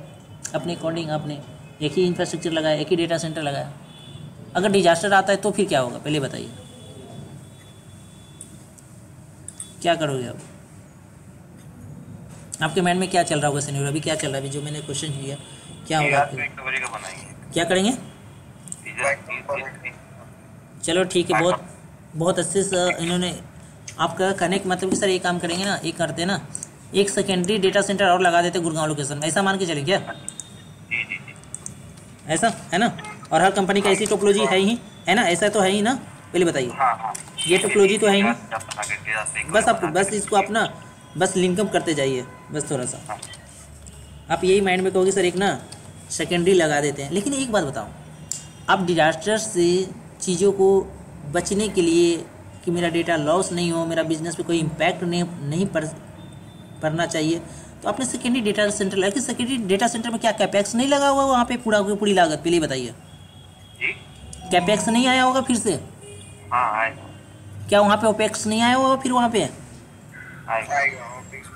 ओबियसली है ना, वहाँ पे भी तुम भी पावर बैकअप अलग रखोगे, नेटवर्क अलग रखोगे, इंफ्रास्ट्रक्चर वहाँ पे डिफरेंट है ना, क्योंकि वो भी तो सेकेंडरी, वो भी तो फिजिकल डेटा सेंटर है ना पूरी, तो कैपेक्स बढ़ रही है ना आपकी कॉस्ट। अच्छा एक चीज़ और बता देते, तो सिर्फ सेकेंडरी डेटा सेंटर आप ऐसा मान लो सिर्फ हम डिजास्टर के लिए नहीं और पर्पज़ के लिए भी रखते हैं, मैं आगे बताता हूँ, ठीक है, सिर्फ डिजास्टर के लिए नहीं होता, ठीक है। तो चलो सर आपने सेकेंडरी लगा दिया कि चलो सर मैंने एक काम कर दिया, इस चीज़ के लिए बचने के लिए मेरे पास एक सोल्यूशन निकल था, वो सोल्यूशन ये था कि मैं एक सेकेंडरी और बना लूँ, है ना, डेटा सेंटर दूसरे लोकेशन पे। लेकिन कल के डेट में ये बताओ, सब बिजनेस का खेल है, IT हो या मेडिकल फील्ड हो या हॉस्पिटलाइज हो या बैंकिंग से, सब बिजनेस है ना, मानते हो इस चीज़ को, एग्री करते या नहीं करते। अगर सॉफ्टवेयर कंपनी अपना प्रोडक्ट मार्केट में कस्टमर के लिए बना रही हो, वो भी बिजनेस पॉइंट ऑफ व्यू से, पहले बताइए, है ना। हर कंपनी का बिजनेस है, IBM का, डेट का, जी माइक्रोसॉफ्ट का, गूगल का, हर चीज़ बिजनेस के लिए कर रहे हैं ना, पहले बताइए। अगर ये एक बात बताइए कि भास्कर सर की जो इनके बिजनेस से कॉस्ट आ रही है, आप ऐसा मानिए जो इनका बिजनेस से पैसे आ रहे हैं ना, आप ऐसा मानिए जो इनका बिजनेस आ रही है मंथली, एज्यूम कीजिए मंथली इनकम जो बिजनेस से आ रहा है इनका, ऐसा मानिए जो मंथली इनकम आ रहा है ना बिजनेस से, ऐसा मानिए कि 1000 आ रहा है, एज्यूम कीजिए, है ना, 1K आ रहा है ऐसा, और इनको मंथली डेटा सेंटर को मैनेज करने में 10,000 लग रहा है, क्या इनका बिजनेस लॉस में या प्रॉफिट में, बताइए। डेटा सेंटर को मैनेज करने में ही, तो डेटा सेंटर को भी मैनेज कर रहे हैं ना, खुद मैनेज मेंटेनेंस करना, ये जो डेटा सेंटर को मैनेज कर रहे हैं, जो मेंटेनेंस कर रहे हैं, इनका मंथली कॉस्ट आ रही है, आप बताइए जो मंथली कॉस्ट आ रहा है आपका सर, मंथली कॉस्ट 10,000 आ रही है, तो बिजनेस पॉइंट व्यू से अब क्या बोलोगे, अब बताओ जरा कि एक बिजनेस चल रही है, उसने बिजनेस के लिए चीज इतना ही तो इनकम नहीं आ रहा, इतना डेटा सेंटर में कॉस्ट लाभ लगा रहे, मैंने चीज बताई।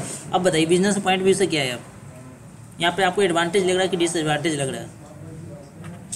नो डाउट कि डेटा सेंटर आपका खुद का है, आपने इन हाउस लगा रखा है, टीम है, प्राइवेसी आपके पास है, सिक्योरिटी आपके पास है, हर चीज़ कंट्रोल उस डेटा सेंटर के पास आपका खुद का पूरा फुल्ली कंट्रोल है, वो अलग मैटर। लेकिन मैं यहाँ पे बिजनेस का पॉइंट व्यू से बात करूँ लास्ट में, वो तो इंफ्रास्ट्रक्चर सेटअप हो गया, तो बिजनेस भी तो आएगी ना लास्ट में या नहीं आएगी, पहले बताओ। रेवेन्यू भी तो देखी जाएगी ना कंपनी की, बताओ बताओ तीनों में से कोई बताओ। क्या बताया आपने? बिजनेस रिवेन्यू भी तो देखा जाएगा लास्ट में ना, हाँ हाँ है ना। हाँ बिजनेस रिवेन्यू भी तो देखा जाएगा ना कि कितनी आपकी आ रही है। जी। तो सोचो कि बिजनेस इनकम 1,000 मंथली है और डेटा सेंटर का मंथली कॉस्ट मैनेज करने में, एम्प्लॉयज मैनेज करने में, मेंटेनेंस करने में 10 के, तो आपके लिए प्रॉफिट है कि लॉस है? देखो आप यहाँ खुद देखो आप क्या है, तो क्या है आपकी बिजनेस क्या करोगे आप, आगे आगे सोल्यूशन, अगर चलो 2 मंथ 3 मंथ 6 मंथ सर्वाइव कर जाओगे किसी तरह से फाइनेंस से मैनेज, उसके बाद क्या करोगे? उसके बाद शट डाउन है ना, बिजनेस बंद भी हो सकता। देखो आपने बिजनेस स्टार्ट किया तो इस माइंड को सेट कर नहीं हो सकता है कि मतलब कि आपका बिजनेस ग्रो भी करेगा, हो सकता है कि मार्केट में आपके साथ कोई ये क्या नाम है, अहमद सर आगे सेम प्रोडक्ट लेके मार्केट में आपसे अच्छे कस्टमर को सर्विस दे रहे कम पैसे पे, वही सेम प्रोडक्ट, क्योंकि हर बिजनेस का कोई ना कोई कॉम्पिटिटर मार्केट में है।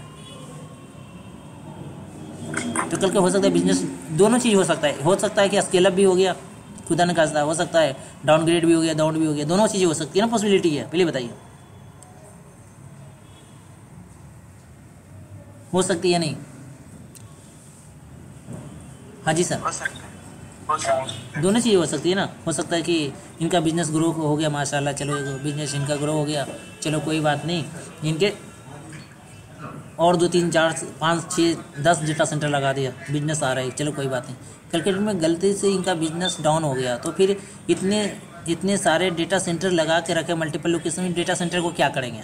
तो दिवालिया ही निकलेंगे ना अपनी। चलो 2 मंथ 3 मंथ चलो मैनेज कर लेंगे फाइनेंस, उसके बाद इनका तो बंद ही करना पड़ेगा ना।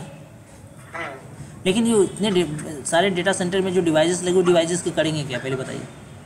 कहीं ना कहीं ये समझिए कचरे के भाव में बिकेगी, अगर मैं लेमन लैंग्वेज में बात करते यही होगा ना।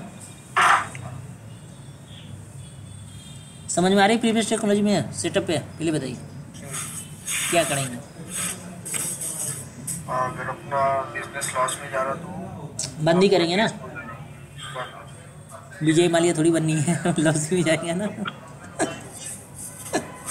सॉरी अहमद सर, मैं भास्कर सर ऐसा मत सोचिएगा, मैं ऐसा कह रहा हूँ आपको, अरे नहीं, ऐसा ना सोचिए, है ना। तो बिजनेस लॉस में चलेगा, बंद कर दोगे ना, है ना। तो आपके क्लियर अभी के एट ए टाइम अकॉर्डिंग आप देखोगे क्या ऐसी इंफ्रास्ट्रक्चर अभी भी क्या लगता है आपको सूट करता है अभी, जिससे यूजर की डिमांडेड है, जैसे कस्टमर की फास्ट सर्विस चाहिए, फास्ट प्रोविजन चाहिए, क्या लगता है कि ये चीज़ें चलेगी अभी? सपोज मानो कि हम सर अभी आईटी में वो भी बिजनेस स्टार्ट कर, क्या इस टोपोलॉजी के ऊपर काम करेंगे? सुनने के बाद भी इतनी सब चीज़ें, ये क्या इंफ्रास्ट्रक्चर अपना इन हाउस लगाएंगे अब इतनी चीज़ें जानने के बाद, किस स्टडी के बाद भी? बताइए बताओ आप सोचो, अवेयरनेस हो गया ना थोड़ा। आप सोचो कि सर अहमद सर को किस स्टडी पता लग गया, थोड़ा अवेयरनेस हो गया, तो क्या ऐसा करेंगे अहमद सर?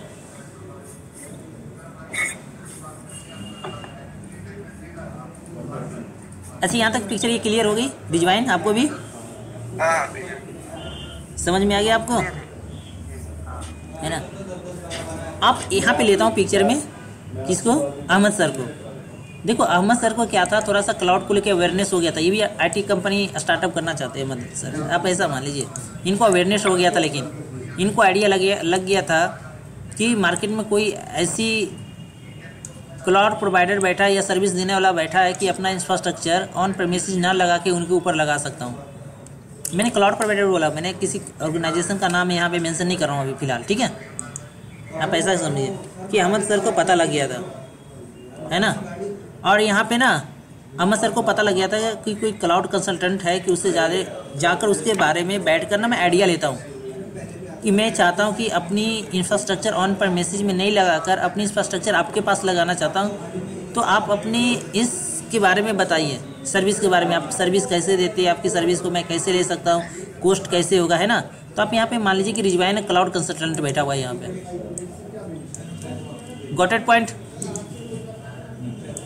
रिजवाइन, ठीक है। चलो रिजवाइन आगे चल के मैं मानता हूँ कि मेरे भाई आगे चल के ज़रूर माशाल्लाह करे कि ये लोग ज़रूर क्लाउड कंसल्टेंट बने, कि बहुत सारे पैकेज मिले। क्लाउड कंसल्टेंट को कम से कम 20, 25, 30 लाख से ज़्यादा पैकेज मिलते हैं, ठीक है। मैं मानता हूँ यहाँ पे क्लाउड प्रोवाइडर ही बोल देते हैं कि रिजवाइन क्लाउड प्रोवाइडर है। ओके भास्कर सर, क्लियर है, मान लेते हैं। रिजवाइन जाता, अहमद सर जाते हैं रिजवाइन के पास, क्लाउड प्रोवाइडर के पास। वो कहते हैं ना कि मुझे पता लगा है कि मैं ऑन प्रेमिसेस इंफ्रास्ट्रक्चर ना सेटअप करके क्या मैं आपके पास लगा सकता हूं, तो आप में इसके बारे में मुझे बताएंगे कि आप सर्विस को कैसे देते हैं, इंफ्रास्ट्रक्चर सेटअप कैसे होगा। तो यहाँ पे पता है कि यहाँ पे टॉकिंग चल रही क्लाउड कंसल्टेंट एंड क्लाइंट के बीच में, अहमद सर के बीच में और किसके बीच में, रिजवाइन के बीच में, दोनों के बीच में ये चल रही है, डिस्कशन हो रही है अच्छी खासी वाली। जैसे बोलते हैं ना कि शोरूम में जाते हैं ना कोई प्रोडक्ट लेने, तो पहले पुराने प्रोडक्ट को यूज करते हो, तो वहाँ का सेल्समैन बोलता है जी मेरे पास दूसरी प्रोडक्ट भी आया है, कम फीचर में कम पैसे में, ये भी बहुत अच्छी सर्विस दे रहा है, पूरा कसम दिला देता है मतलब अपनी प्रोडक्ट बेचने पे। मतलब वो कहते हैं कि अपनी जिससे शोरूम में जाते हैं ना, तो पूरी बंदा एकदम ईमानदारी से एकदम खड़े हो जाता है सेल्समैन कि नहीं जी, पूरी विश्वास दिला देता है पूरा, है ना। वैसा होता है या नहीं होता है ना। जिसे डॉक्टर के पास पूरी कसम बीमारी जो भी है, लेकिन पूरी तरह से कॉन्फिडेंस होता है कि नहीं जी जो भी होगा ना ये चीज़ें हम ठीक कर देंगे, है ना। चलिए आगे कंटिन्यू करें। तो देखो अहमद जब जाता है रिजवाइन के पास कि अपनी क्लाउड इंफ्रास्ट्रक्चर इंफ्रास्ट्रक्चर की को लेकर कि नहीं मुझे अपनी, मैं अहमद ये चाहता है कि अपनी इंफ्रास्ट्रक्चर, उनको पता किस स्टडी अहमद कर लिया था कि पता लग गया था कि इसके सारे ऐसी इशू हो गई, अगर और प्रेमिसेस में लगाऊंगा तो, है ना, इन फ्यूचर क्या कुछ भी हो सकता है। तो अहमद अवेयरनेस हो गया था, वो क्लाउड प्रोवाइडर से कांटेक्ट करता है, रिजवाइन यहाँ पे कंसल्टेंट है यहाँ पे, आप ऐसा मानिए। तो अहमद पूछता है, उससे आस्किंग करता है कि फर्स्ट अलाउ कि मैं इंफ्रास्ट्रक्चर सेटअप करना चाहता हूँ आपके पास, ठीक है। तो आप मुझे ये बताइए कि कॉस्ट क्या आएगा। लेकिन क्लाउड प्रोवाइडर पहले यहाँ से ये क्वेश्चन करेगा आपकी किस टाइप की बिजनेस स्टार्टअप करना चाहते हैं, ई कॉमर्स कंपनी है या तो ट्रैवलिंग टाइप की कंपनी है या तो फूड टाइप की कंपनी है, किस टाइप की, है ना। पहले तो पूरी तरह से उनकी रिक्वायरमेंट सुनेगा, है ना, अहमद की सुनेगा ना, लिसन करेगा ना क्लाउड प्रोवाइडर, पूरी उनसे पूरी गैदरिंग करेगा, इन्फॉर्मेशन गैदरिंग करेगा पहले बिजनेस के बारे में। उसके अकॉर्डिंग रिजवाइन सपोज मान लीजिए कि ये भी स्टार्टअप ई कॉमर्स कंपनी भी ही अहमद ओपन करना चाहते हैं, स्टार्टअप करना चाहते हैं। तो रिजवाइन बोलेगा कोई बात नहीं। तो रिजवाइन में बहुत सारे क्वेश्चन रखेगा अहमद के सामने। अच्छा आप सर्विस कितनी सिटी में दोगे, कितनी आपके यूजर कितनी साइट के ऊपर विजिट करेंगे, एक है ना बहुत अच्छी खासा डिस्कशन होगा। तो उसके बाद थोड़ा सा अहमद कन्विंस होता है और वो कहता है कि नहीं आप बताओ कि पहले कॉस्ट कितनी आएगी।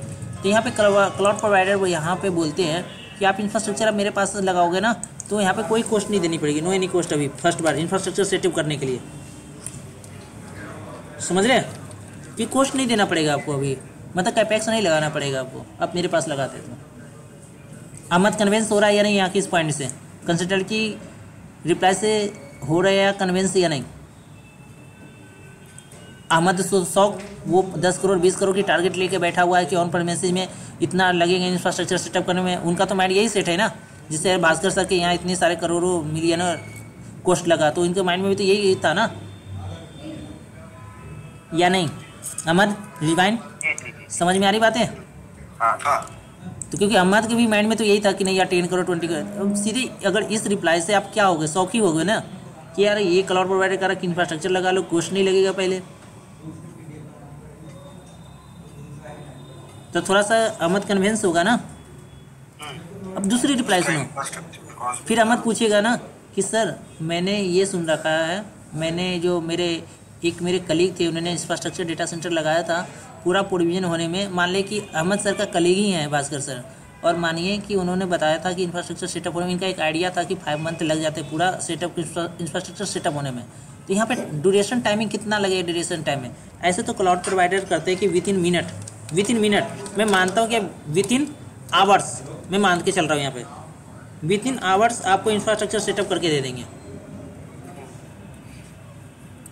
शौक होंगे अहमद की नहीं कि सर ने तो मैंने जो केस स्टडी किया था उस पर तो 5 मंथ लग रहे थे कि वेंडर पहले डिवाइस देगा, रिसोर्स देगा, फिर इंफ्रास्ट्रक्चर को किसी को कॉन्टेक्ट दूंगा, तो अच्छे टाइम, ये तो बोल रहा है कितनी देर में ये तो सेटअप करके दे देगा। कन्वेंस हो रहे हैं ना यहाँ पे अहमद? वो भी डिपेंड करेगा ना हम कौन सी जैसे कि आज ले रहे हैं पास। वो मैं आऊँगा उस पर, तो क्लाउड सर्विस मॉडल पे आऊँगा, वो उसके ऊपर तुम डिस्कस ही नहीं कर रहे हैं अभी उसके ऊपर अहमद अभी उसके ऊपर तो डिस्कस ही नहीं कर रहे हैं।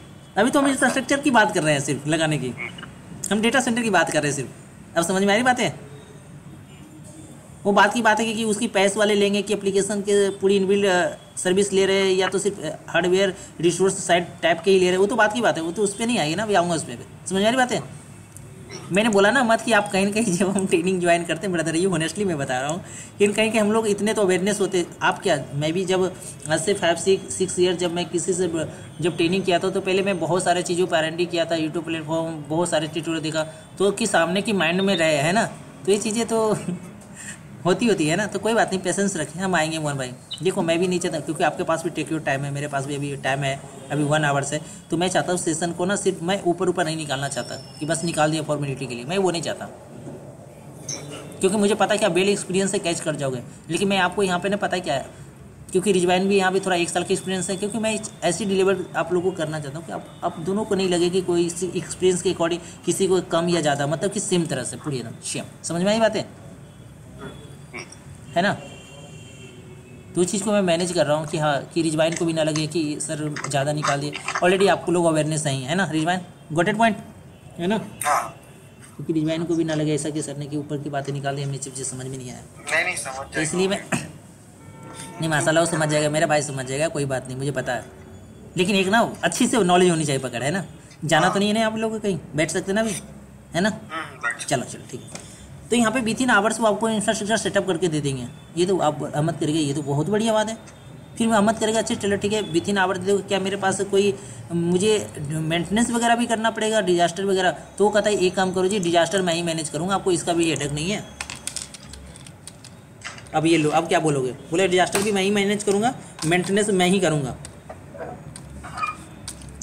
और बताओ अब क्या बोलोगे?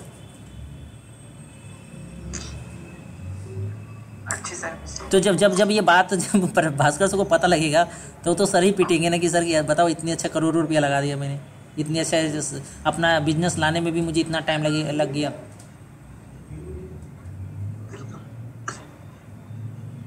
और दूसरी बात पता है कि इनकी जो, अगर मैं थोड़ा सा क्लाउड की अगर बात करूँ तो इसके ना 2 फीचर बहुत अच्छे हैं, स्केलेबिलिटी और इलास्टिसिटी। पता है आपको, बहुत अच्छे फीचर है कि कल के डेट में आप एज्यूम कीजिए कि सपोज मेरा साइट था, सपोज ये मेरा वेब सर्वर है, वेब सर्वर समझते हो ना रिजवाइन आप लोग? सपोज सर ये मेरा वेब सर्वर है और वेब सर्वर का कॉन्फ़िगरेशन था, ऐसा मानिए इस सर्वर पे जो चल रही है ना, इसका जो हार्डवेयर कॉन्फ़िगरेशन है 100 GB है, थोड़ी जूम कीजिए, 100 GB है और 8 GB रैम है ना, कुछ इस तरह से मानिए, ऐसा मानिए है ना कि सर जिसके हम एक किसके बारे में बात कर रहे हैं, टॉकिंग कर पता, स्केलेबिलिटी के बारे में, ठीक है, स्केलेबिलिटी के बारे में। तो स्केलेबिलिटी भी आपने सुना होगा कि 2 टाइप के होते हैं, पहला होता है वर्टिकल, है ना, ये मैं पढ़ाऊंगा बट मैं जस्ट एक ओवर दे रहा हूँ आपको यहाँ पे। एक होता है वर्टिकल, दूसरा हॉरिजॉन्टल।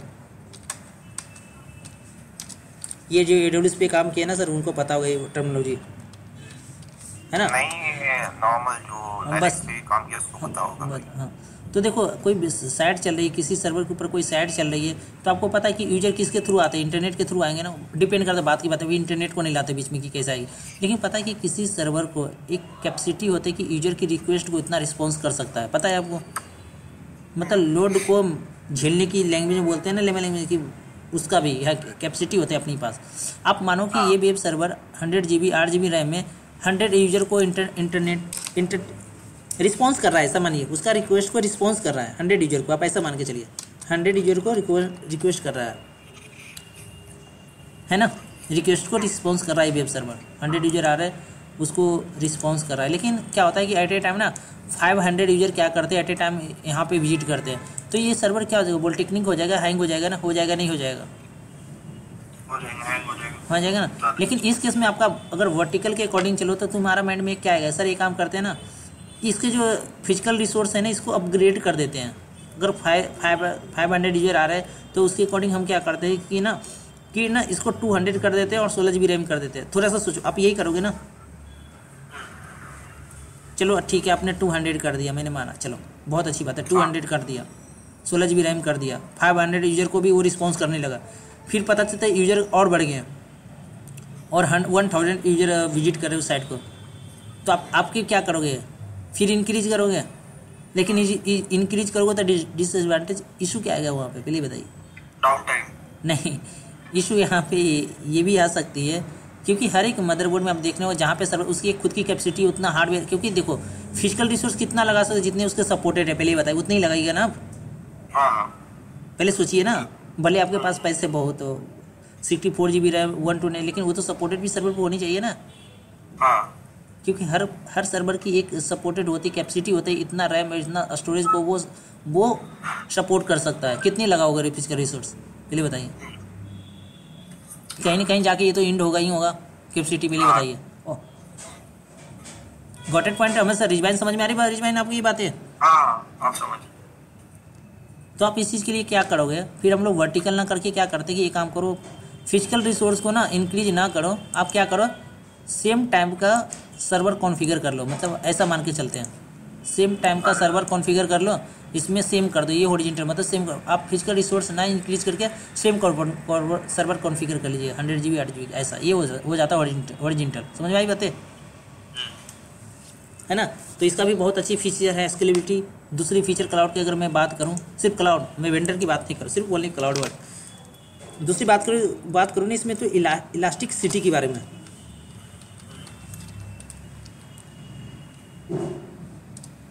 इलास्टिक सिटी के बारे में, इलास्टिक सिटी में क्या है, अपने अकॉर्डिंग इंफ्रास्ट्रक्चर को चाहते हो कि मैं बड़ा करना है ना, प्रोविजन करना, डी प्रोविजन करना, तो इसमें भी कर सकते हो, ये पूरे देते हैं।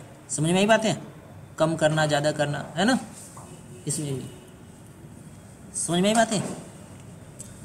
तो देखो यहाँ पे आपको ना पहले कॉस्ट हो रही है ना, यहाँ पे फास्ट प्रोविजनिंग भी हो रही है, डिजास्टर भी आपको मैनेज नहीं करना, मेंटेनेंस भी आपको नहीं करना।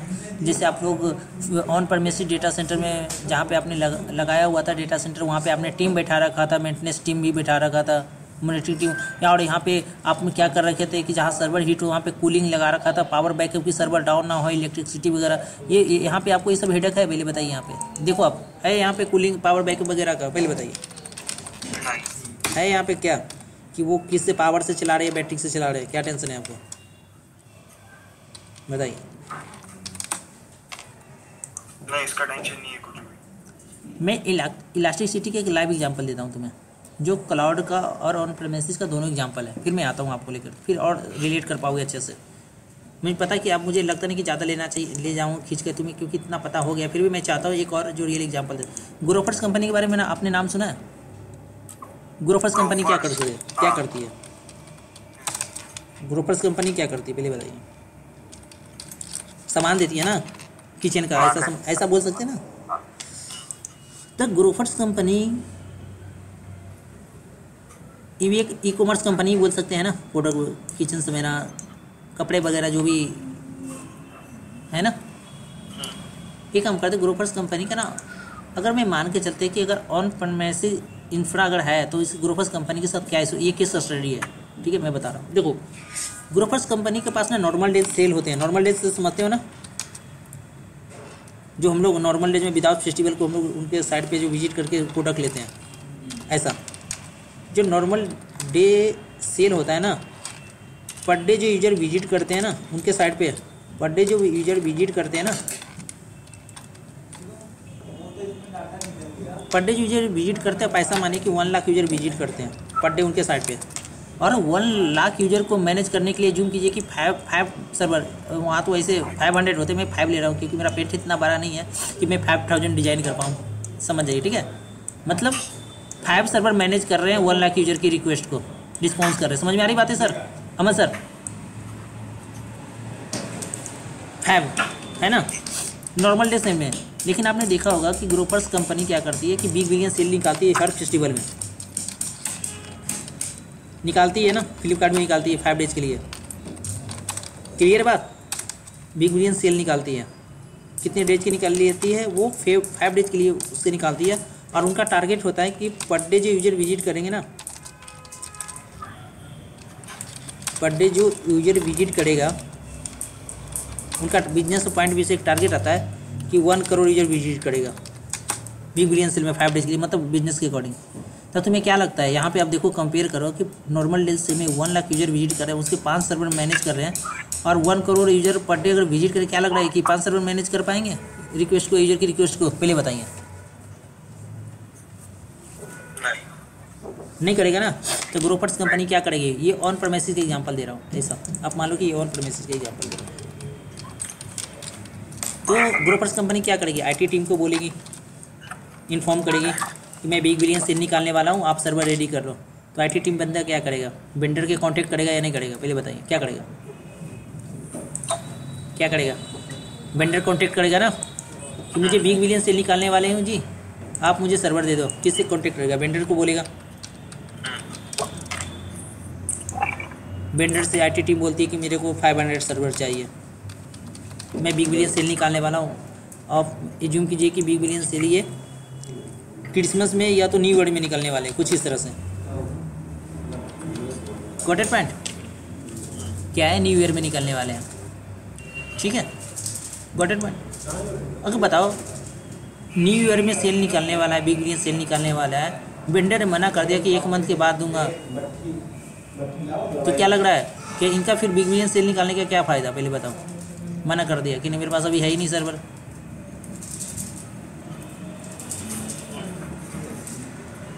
बात तो समझ में आ रही है? मना कर दिया भाई, नहीं है मेरे पास 500 सर्वर, अभी टाइम दो, है ना। बहुत सारे वेंडर हैं, उनके बहुत सारे कस्टमर की हमारे पास आई हुई है पहले से ऑर्डर, है ना, फिजिकल रिसोर्स की बात कर रहा हूँ, है ना। तो देखो, तुम्हारे पॉकेट में पैसा था, पैसा रहते हुए भी आप सामान खरीद बाय नहीं कर पाए, आपको प्रोडक्ट मिल नहीं पाया। एक तो ये हो गया, समझ में आ रही मेरी बातें? तो इनका मार्केट ख़राब हो गया ना, बिजनेस पॉइंट भी से इनका करो। आप ऐसा समझिए कि सर्वर की वजह से इनका बिजनेस में इम्पैक्ट आ गया ना। एक इसमें एक और चीज़ ऐड करता हूँ, चलो ठीक है, वेंडर ने पैसे दे, सर्वर प्रोवाइड कर दिए, चलो उन्होंने बिग बिलियन सेल में उन्होंने सर्वर एड ऑन किया, बिजनेस हो गया, सब कुछ हो गया, चलो ठीक है, सब कुछ अच्छा खासा खुदा न खासा सब कुछ चल गया, चलो ठीक है, वेंडर ने एट ए टाइम दे भी दिया। लेकिन ये बताओ, बिग बिलियन सेल के बाद क्या हुआ? फिर नॉर्मल डे सेल पे आ गया कि मतलब नॉर्मल डे सेल में फिर 5 सर्वर ही 1 लाख यूजर को मैंने रिक्वेस्ट को रिस्पॉन्स करने लगे। फिर 500 सर्वर के आप करोगे क्या? फिर इसको भी स्विच ऑफ करके नहीं रखोगे नहीं, यहाँ भी आपको पावर बैकअप नीड पड़ेगी, इलेक्ट्रिसिटी भी आपको करना पड़ेगा, और मॉनिटरिंग टीम भी रखना पड़ेगा, मेंटेनेंस, क्योंकि 5 सर्वर मैनेज करने के लिए तो रखोगे ना। फिर बताओ क्या करोगे फिर आफ्टर सेल? समझ में आ रही बातें? हाँ जी अहमद, रिजवाइन, भास्कर सर, है ना। या कल के डेट में आप ये भी मान लो कि उनका जितना बिजनेस आना था ना, उतने सर्वर में कॉस्ट लगा दिए, तो ये भी एक गलत है ना। ये भी सही चीज़ नहीं है ना आर्किटेक्चर। अगर ये बिग बिलियन सेल में किसी क्लाउड से सर्वर लेते तो क्लाउड वाला क्या कहता है कि ऑन डिमांड इनकी चीज़ें, मैं बताऊंगा ऑन डिमांड क्या होती है, ये सब चीज़ें पेज हुई क्या, वो क्या कहते हैं कि आपको सर्वर चाहिए, कोई बात नहीं, माउस क्लिक करो, जितनी सर्वर चाहिए, 1000 सर्वर चाहिए, 2000 सर्वर चाहिए, लो जी सर्वर ले लो मेरे से। 5 डे आपने सर्वर चलाया, 5 डे की हमें बिलिंग कर दो, आप अपने रास्ते में अपने रास्ते। फिर उसके बाद क्लाउड प्रोवाइडर क्या करेंगे, वहाँ से सर्वर हटा देंगे। अब बताओ ये ठीक है आर्किटेक्चर, या आपको ये लग रहा है? लो बताइए भाई, तुम्हें सर्वर चाहिए ना, 2-3 मिनट दे रहा हूँ मैं प्रोविजन करके, ये लो 1000 2 टन कितनी सर्वर चाहिए दे देंगे उन्हें। मेंटेनेंस मॉनिटरिंग भी नहीं करना, कोई बात नहीं जी। फिर 5 डेज हो गया, कोई बात नहीं जी, बिलिंग कर देगा ग्रोपर्स कंपनी। रेंट ही समझ लो ना, ऑफिस है, 5 डेज पे रेंट पे ले लिया। फिर ग्रोपर्स क्लाउड प्रोवाइडर ने क्या किया, वहाँ से सर्वर को हटा दिए। फिर बिग बिलियन सेल लगेगा, फिर क्लाउड से सर्वर ले लेंगे उतना 5 डेज के लिए या 3 डेज के लिए। बिजनेस मॉडल देखो ना सर, कितना स्मार्ट वे हो गया क्लाउड आने से। आप, मैं यही चीज़ बताना चाहता, देखो आप यहाँ पे समझ में आ रही बात है सर? स्मार्ट पे हो गया। आप देखिए इस चीज़ को कितना क्लियर है सर। रिजवान अहमद है ना? देखो अच्छा, कल के डेट में एक और कंपेयर करवाता हूँ आपको, एक ना और एग्जांपल देता हूँ यहाँ पे। ज़्यादा भी एग्जांपल नहीं दूंगा, नहीं तो बहुत सर कि आप इतनी एग्जांपल दे रहे हैं मेरे रियल, है ना। सपोज कल के डेट में देखो कि अहमद ने बिजनेस क्लाउड के ऊपर अपनी इंफ्रा सेटअप किया था, भास्कर सर के इन हाउस था, वो तो बंद ही हो चुका है ना। आप सोचिए कि कल के डेट में अहमद का बिजनेस अगर डाउन भी हो जाता, बंद हो, तो इसके कोई फ़र्क नहीं पड़ने वाला अहमद को, क्योंकि उन्होंने रेंट बेसिस पे सब कुछ यूज कर रहा है ना। जितने दिन यूज किया अहमद ने उतने दिन का बिलिंग देगा क्लाउड प्रोवाइडर को। क्लाउड प्रोवाइडर वहाँ से इंफ्रा इसकी हटा देंगे, क्लाउड प्रोवाइडर फिर अपने रास्ते, अहमद फिर अपने रास्ते। कोई हेडेक नहीं कि मेरे डिवाइसेस क्या होंगे, कोई हेडेक नहीं लेना,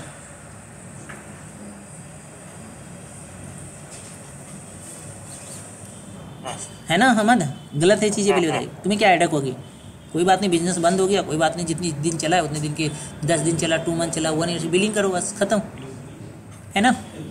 आपको आगे ज़्यादा सोचना ही नहीं है कि डिवाइसेस क्या होंगे। भास्कर सर जैसे यहाँ पे एक पॉइंट था कि ये डिवाइसेस की क्या होगी नहीं होगी, है ना। समझ में आई बात है? अब समझ में आई। और अब तुमने आगे चल के तुमने सुना होगा कि सर हाइब्रिड क्लाउड क्या है, ये मल्टी क्लाउड क्या है, ये क्लाउड क्या है ना। आपने सुना ये टर्मिनोलॉजी? हाँ जी हाँ। आपने देखा होगा कि भी जितनी एग्जिस्टिंग कंपनियों के पास ना 20 डेटा सेंटर है, 50 डेटा सेंटर, वो अभी क्या कर रहे हैं, जो physical data main data centre रख रहे हैं, बाकी डेटा सेंटर को माइग्रेट कर दे रहे, क्लाउड के ऊपर कर दे रहे डेटा सेंटर। क्यों? क्योंकि वो अपना कॉस्ट बचा रहे, मैनेज की, मेंटेनेंस की, पावर की, सब चीज़ की चार्ज बचा रहे हैं। समझ में बातें कर रहे हैं या नहीं कर रहे? पहले बताइए जी, माइग्रेशन वगैरह हो क्या रही है, है ना, माइग्रेट कर रहे हैं ना। तो देखो क्लाउड आने से बहुत स्मार्ट भी हो गया, है ना। यहाँ पे आपका ऊपर बर्डन कम हो गया है ना, हर चीज़ को लेकर। तो बस ना मैंने ना पता कि एजोर के स्टार्ट करने पे एक माइंडसेट करना चाह रहा था कि हमारे प्रीवियस टेक्नोलॉजी कैसी थी, अब मैं ये मेरी टेक्नोलॉजी के ऊपर मैं काम कर रहा हूँ, तो इसमें क्या क्या एडवांटेज है, क्या क्या डिसएडवांटेज है। समझ में आ रही बात है? मैं क्लाउड थोड़ी पर आ रहा था, पूछो सर, ऑनेस्टली पूछोगे ना मेरे से कि सर आप क्लाउड पर आए? नहीं, मैं तो बस वो सिनेरियो बता रहा था जो प्रीवियस टेक्नोलॉजी है, जो अभी के सिनेरियो है। अगर आपका केस स्टडी स्ट्रॉन्ग है तो किसी कस्टमर को आप बेस्ट सोल्यूशन दे पाओगे। और मार्केट में अगर कोई कंपनी आपको इन अपॉर्चुनिटी मिलता है प्रोजेक्ट लाने के लिए, अगर इतनी अच्छी केस स्टडी है तो कस्टमर सब अट्रैक्ट करके प्रोजेक्ट लेकर ही आओगे।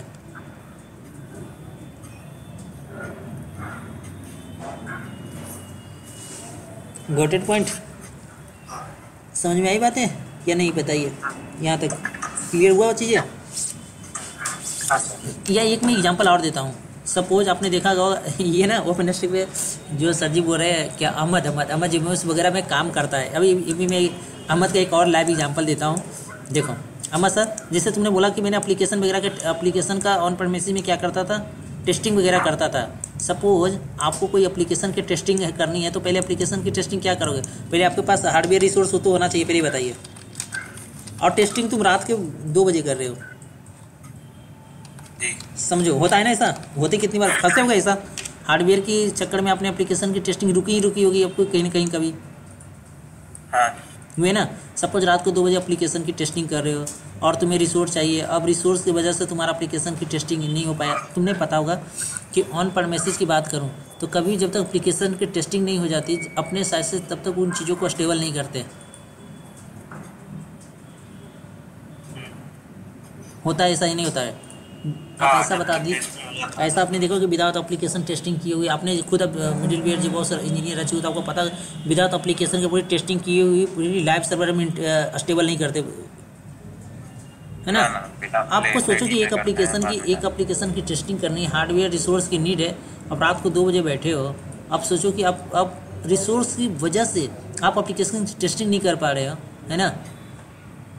और दूसरी बात एक चीज़ और, हम सिर्फ एप्लीकेशन टेस्टिंग के लिए भी ना, सिर्फ एप्लीकेशन की टेस्टिंग के लिए ना हम लाखों रुपये खर्च करते थे। किस में? ऑन प्रेमिसेस इंफ्रा पे एप्लीकेशन टेस्टिंग को लेकर सिर्फ उतने पहले रिसोर्स को बाई करते थे, प्लान करते बाई करते, फिर एप्लीकेशन टेस्टिंग के लिए हार्डवेयर कॉस्ट भी हमें कॉस्ट देना पड़ता था, फिजिकली बाई करके काम करते थे। पता है ना आपको? एक तो बात, दूसरी बात तो कॉस्ट तो लगी रही है टेस्टिंग लेयर पे ही, उसके बाद हमें वेट भी करना पड़ रहा है कि सुबह शोरूम खुलेगा, फिर मैं हार्डवेयर लेके आऊँगा, फिर टेस्टिंग करूँगा। अगर ये चीज़ हम क्लाउड में करते हैं, टेस्टिंग करना है, क्यों वाई करना, कोई बात नहीं, आवर्स बेसिस पे ले लो, रेंट पे ले लो, टेस्टिंग एप्लीकेशन कर लो, 1 आवर्स का आपका रिसोर्स का लगा, बी फिल कीजिए, बस हो गया। टेस्टिंग भी आपका पहले बताइए, अब कर लीजिए स्टेबल।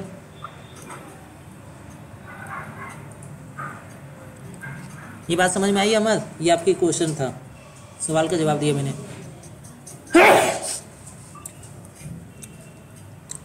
समझ में आई बातें अहमद, है ना? तो क्लाउड में आने से देखो कि एप्लीकेशन टेस्टिंग वगैरह के हमें हार्डवेयर कॉस्ट बच रहा है ना, यहाँ पे वेट नहीं करना पड़ रहा है ना सुबह का कि शोरूम खुलेगा, शॉप खुलेगा, फिर मैं हार्डवेयर लेकर आऊँगा। पहले बताइए, वेट तो नहीं करना पड़ा है ना यहाँ पे अहमद,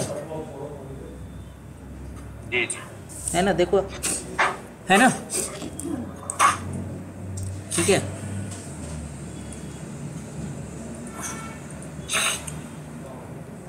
रिजवाइन एनी क्वेश्चन इसमें, यहाँ तक इस सिनेरियो पे? भास्कर सर आपको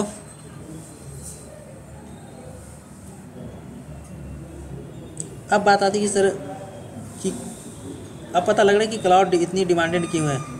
अब मार्केट में अगर आप देखोगे, थोड़ा केस स्टडी करोगे ना, 10-20 ईयर से पहले इतनी आईटी कंपनी मार्केट में नहीं थी क्लाउड से पहले, अगर देखोगे तो। क्यों? क्योंकि किसी के पास इतने पैसे नहीं होते थे, किसी के पास इतने अच्छे रिसोर्स नहीं होते थे, कोई रिस्क लेना भी नहीं चाहता था। लेकिन आपने देखा हो जैसे जैसे क्लाउड की टेक्नोलॉजी बढ़ी है, आपने देखा बहुत ई कॉमर्स कंपनी आई है, जैसे फूड की वगैरह में देखो, जोमेटो हो गई, ये मेडिकल को लेकर हो गई, क्लॉथ कपड़े वगैरह के लिए कितनी कंपनी आई है, पहले आईटी कंपनी आई, ग्रोथ हुआ है। पहले बताइए, हुई है ना सर? आप बताओ, आईटी के ऊपर मेडिकल को भी उसके ऊपर डिपेंडेंट हो गया है ना? पहले बताइए, मेडिकल जितने भी है, आप घर बैठे आपको मेडिकल मिल जाते हैं। आप फिजिकली आपको डॉक्टर पास नहीं जाना, आप अपनी लाइव एप्लीकेशन पे आइए, डॉक्टर से कांटेक्ट कीजिए, घर में ही आप इलाज कराइए, मेडिसिन भी घर पे पहुंच जाएगी। फूड चाहिए, फूड भी रेस्टोरेंट नहीं जाना, घर पे ऑर्डर करके मंगा लो भैया। एक इन्वॉल्व, देखो इन्वॉल्व हर चीज़ पे इन्वॉल्व है या नहीं आईटी? पहले बताइए, है ना? पहले हम लोग वेज वगैरह खाने के लिए भी रेस्टोरेंट जाते थे, फाइंड आउट करते थे, वो चीज़ आपको घर बैठे भी मिल जा रही है। किसके थ्रू हो रही है? पहले बताइए। क्लाउड ने एक ऐसी, हर बिजनेस स्टार्टअप को एक ऐसी चीज़ें प्रोवाइड करवाया कि अपनी इंफ्रा रेडी करके बने बनाए आपको इंफ्रा मिलेगा, आपको चीज़ों को बस हमें रेंट पे देना, बिल पे करना है, आप अपना बिजनेस स्टार्ट करो। डेट चीज़ें है ना? आप भी कर सकते हो, आप क्लाउड पर है, कल के दिन में आपको कोई मैंने कोई बिजनेस स्टार्टअप करना है, आपको पता है कि मैं करोड़ों रुपया नहीं लगाऊंगा, क्लाउड पे जाऊंगा, अकाउंट क्रिएट करूंगा, क्रेडिट कार्ड का इन्फॉर्मेशन दूंगा, वहाँ से रिसोर्स लूंगा, अपना इंफ्रास्ट्रक्चर सेटअप कर दूंगा तुरंत, और बिजनेस कल ही स्टार्ट कर दूंगा।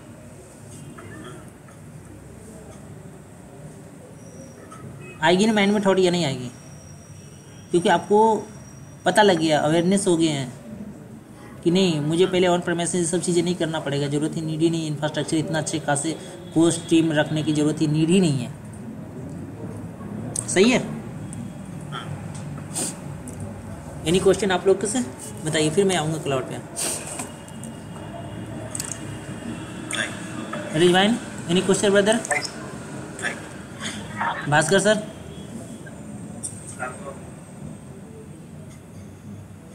आपको चीज़ों को समझ में लग गया? आप तो कोई डाउट नहीं रहेगा क्लाउड को लेकर, मैं प्रोवाइडर को लेकर नहीं, क्योंकि हर क्लाउड प्रोवाइडर अलग अलग सर्विस अलग अलग कॉस्ट देते हैं। अच्छा, एक क्वेश्चन पूछोगे ना सर, एक काम और मेरे से क्वेश्चन आएगा सर कि थोड़ा सा फर्स्ट पे AWS चल रही है, सेकंड पे लीड एजूर कर रही, कुछ ना कहीं रीजन होगा, तो इसका भी एक मैं आंसर देता हूँ, है ना? जिससे रिजवाइन अभी विंडोज पे काम करता है, एडमिन है, तो इसके लिए एजूर बहुत कंफर्टेबल होगा चीज़ों को लर्न करना और उसके ऊपर काम करना। देखो कुछ रीजन है इसके पीछे, इसके भी स्ट्रेटजी है कि जैसे एजूर ना 2010 में आया था, 10 में आया था, पता है ना आपको? तो इसमें अगर मेरे से अगर पूछोगे सर कि एजूर सेकंड पे लीड करने का रीजन, वजह भी क्या हो सकता है? देखो इसके दो रीजन है। पहली बात तो ये है कि बहुत सारे ऑर्गेनाइजेशन पहले माइक्रोसॉफ्ट की प्रोडक्ट के पास, उनके पास एग्जिस्टिंग लाइसेंस है और वो उस प्रोडक्ट को यूज कर रहे हैं, पता है आपको नहीं बात? तो माइक्रोसॉफ्ट क्या करती है, उन्होंने जो उनका एग्जिस्टिंग कस्टमर है, जिनके पास पहले से माइक्रोसॉफ्ट का कोई लाइसेंसिंग है, तो उनको वो 40% का पे सर्विसेज दे देती है। बातें समझ में आ रही है? क्या करती है वो? 40% लेस पे वो सर्विसेज को दे देती है। और दूसरी बात, उनका प्रोडक्ट अपने प्रोडक्ट से माइग्रेट होने में और भी बहुत ईजी होती है। समझ में आई बात है ना? तो ये चीज़ें हैं, है ना। अब आता हूँ कि सिंपल सी बात पे कि सर क्लाउड प्रोवाइडर अपने रिसोर्स कस्टमर तक कैसे पहुँचाते हैं, है ना। पहला क्वेश्चन ये आता है, पहले क्लाउड क्या है, पहले बाद में आता है कि सर ये कस्टमर अपने कस्टमर को तक रिसोर्स कैसे प्रोवाइड करवा रहे हैं। क्योंकि यहाँ भी क्लाउड प्रोवाइडर का कहीं ना कहीं तो फिजिकल डेटा सेंटर तो होगा ना ब्रदर, कहीं ना कहीं। पहले बताइए, एग्जिस्ट तो कर रही है नहीं कर रही, पहले बताइए। कर रही है ना, ऐसे तो थोड़ी रिसोर्स दे रहे हैं, कहीं ना कहीं तो एग्जिस्ट तो इनका भी डेटा सेंटर कर रहे हैं ना। वो सर्विस कैसे मिल रही है, कैसे इनका आर्किटेक्चर है। तो यहाँ पे ना आप देखोगे ना, एक ऑर्गेनाइजेशन है NIST करके, नाम सुने हो? अहमद सुना होगा, उनको पता होगा, national institute of standard technology, है ना।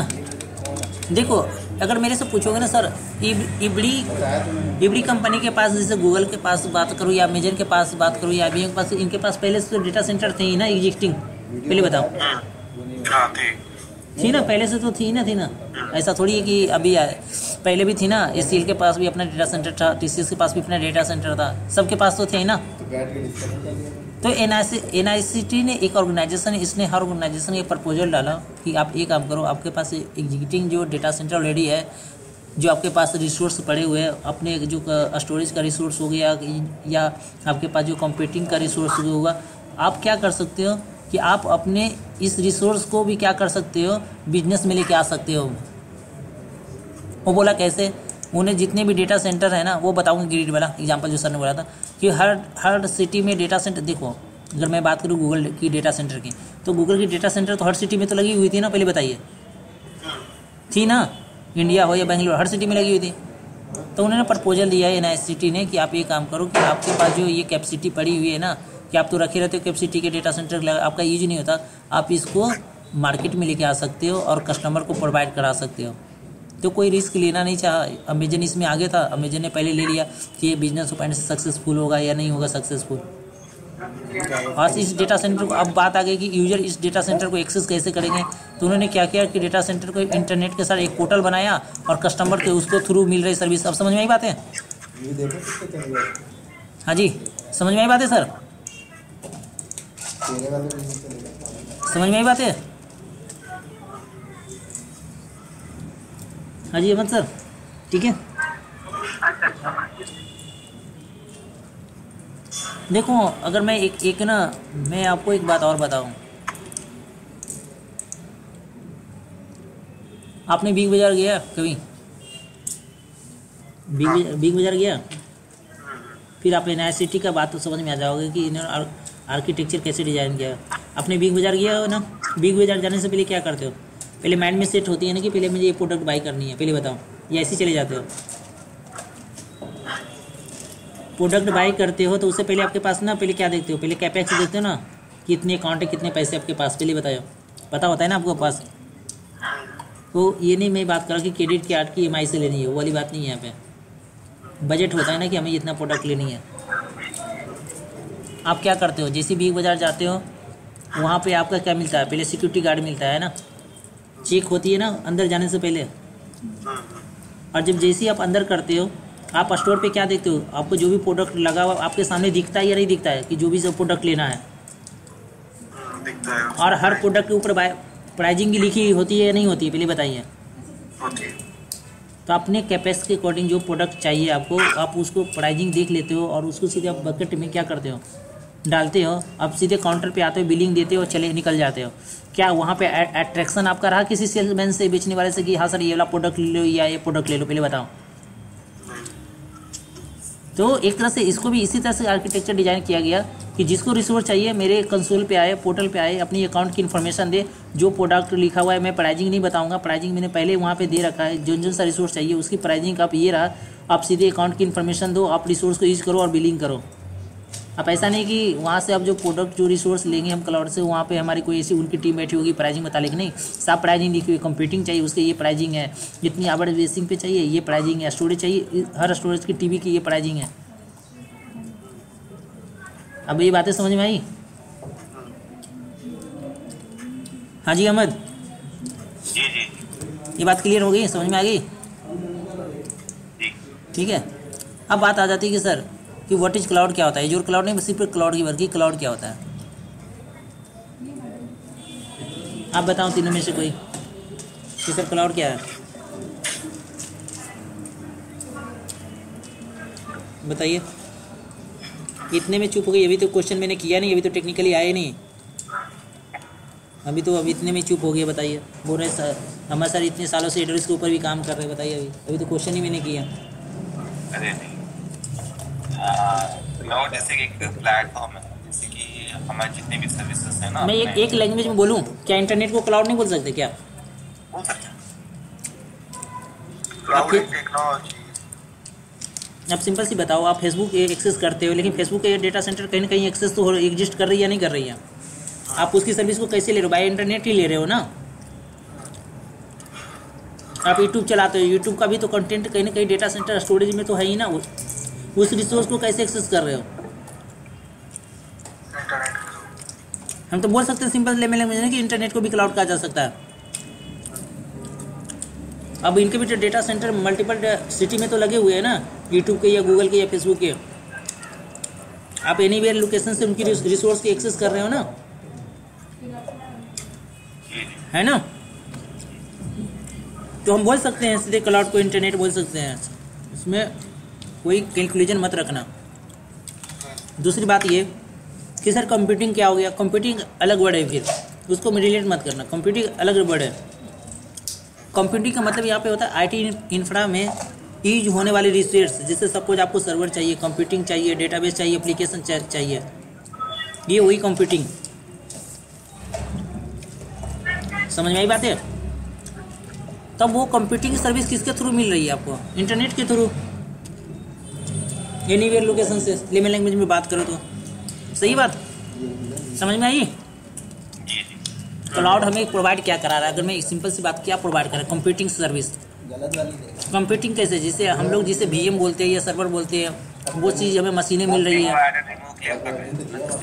सॉरी, कंप्यूटर पावर जो कंप्यूट कर रहे हैं, तो बिल्कुल। जो प्रोवाइड करता है वो आयरन रिमूव कर डिपेंड कितना चाहिए, कितना कम चाहिए, वो तो डिपेंड तुम्हारे ऊपर डिपेंड करता है ना कि तुम्हारे कितने अकॉर्डिंग चाहिए, कॉन्फ़िगरेशन चाहिए। वो तो तुम्हारे पास है ना, एप्लीकेशन तुम्हारे पास है, उसके अकॉर्डिंग करोगे ना। कंप्यूटर जितना चाहे निकाल सकते हैं, जितना चाहे निकाल सकते हैं। ऐसा तो क्लाउड प्रोवाइडर थोड़ी कहता है कि इतनी रिसोर्स नहीं दूंगा, मैं मना करूंगा। पहले बताइए। नहीं, जब चाहिए नहीं चाहिए तो बाहर में निकाल सकते हैं, डिपेंड। जैसे कि जब यूज़ कर रहे हैं तो उतना ही पे करेंगे, जैसे पे आज यहाँ पे पे की बात नहीं आ रही है, यहाँ पे बात आ रही है कंप्यूटिंग रिसोर्स लेने की बात आ रही है, अपनी अकॉर्डिंग टू नीड, जितना चाहिए उतना लूँगा।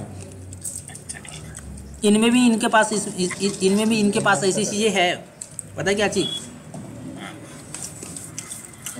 कि तुम्हें शेयर भी चाहिए, मैं बात करूँगा उसमें टॉपिक है कि शेयर टेनेंसी क्या होती है, ऑन डिमांड उसमें भी डेडिकेटेड क्या होती है, तो इसमें भी तुम कर सकते हो। मैं आऊँगा उसमें टॉपिक में, जो टॉपिक पढ़ाऊँगा ना उसमें आऊँगा, तो इसमें भी चीज़ें होती हैं।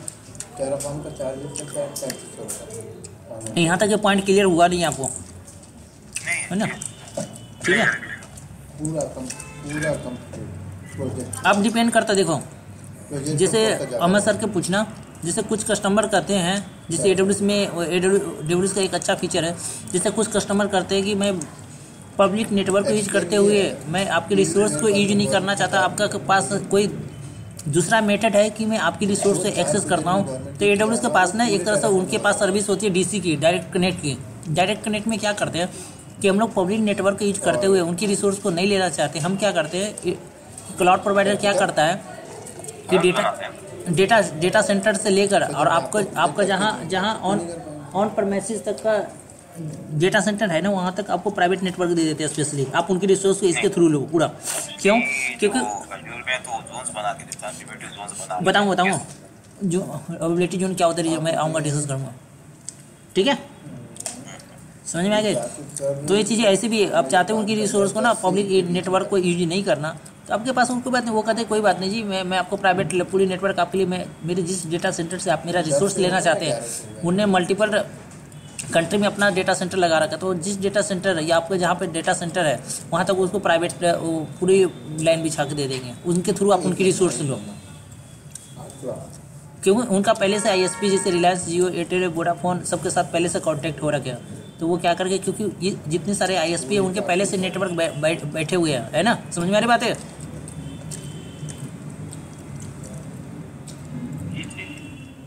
क्लाउड की देखो ना फीचर, देखो इसकी ब्यूटीनेस देखो भाई। कोई बात नहीं, नहीं लेना पब्लिक इंटरनेट के थ्रू सर्विस, कोई बात नहीं, वो कहता है कोई नहीं जी आप मत लो ना, मैं आपके लिए प्राइवेट नेटवर्क ही दे देता हूँ, पूरी की पूरी पाइपलाइन बिछा के आपके लिए स्पेशली।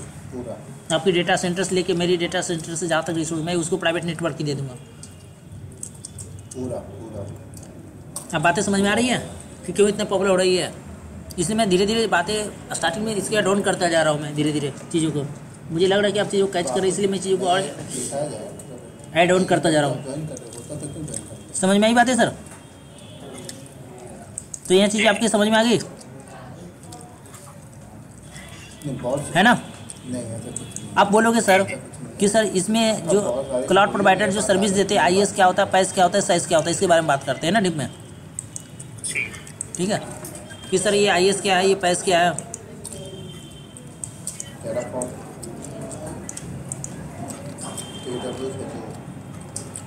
और इससे पहले क्लाउड के पहले जो NIST और ना रैक स्पेस ने मिलकर इंट्रोड्यूस किया था। पर लेना अगर देखोगे पेपर वर्क में थोड़ा सा अगर अच्छे से भरना होता हो।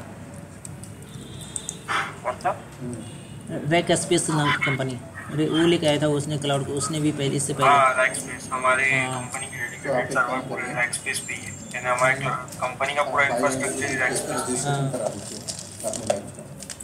क्लाउड। ठीक है, रैक से आप पैकेट कंट्रोल यूज करते हैं वैसे। ठीक है।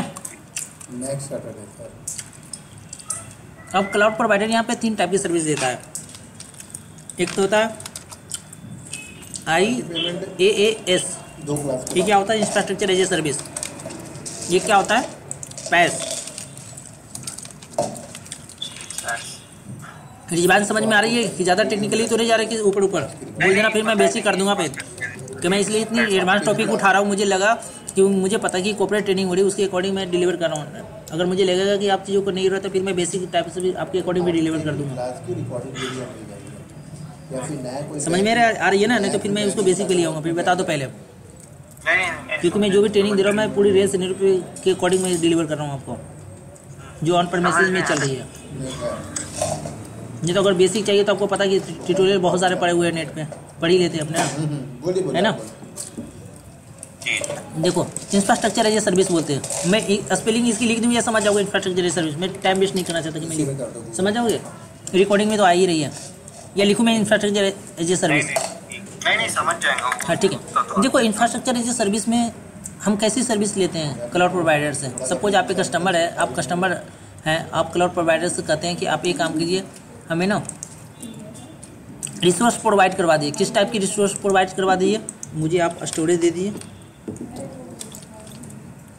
ठीक है, आप मुझे स्टोरेज दे दीजिए, फिर मुझे वर्चुअलाइजेशन करके दे दीजिए,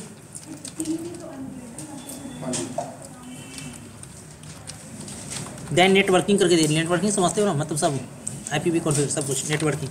मैं लिख नहीं है, बस नेटवर्किंग लिख रहा हूँ। देन उसके बाद आप क्या कीजिए, ऐसे नेटवर्किंग लेयर ऊपर आता है, मैं ऊपर नीचे कर दिया, समझ जाना। ये लेयर ना नीचे आता है,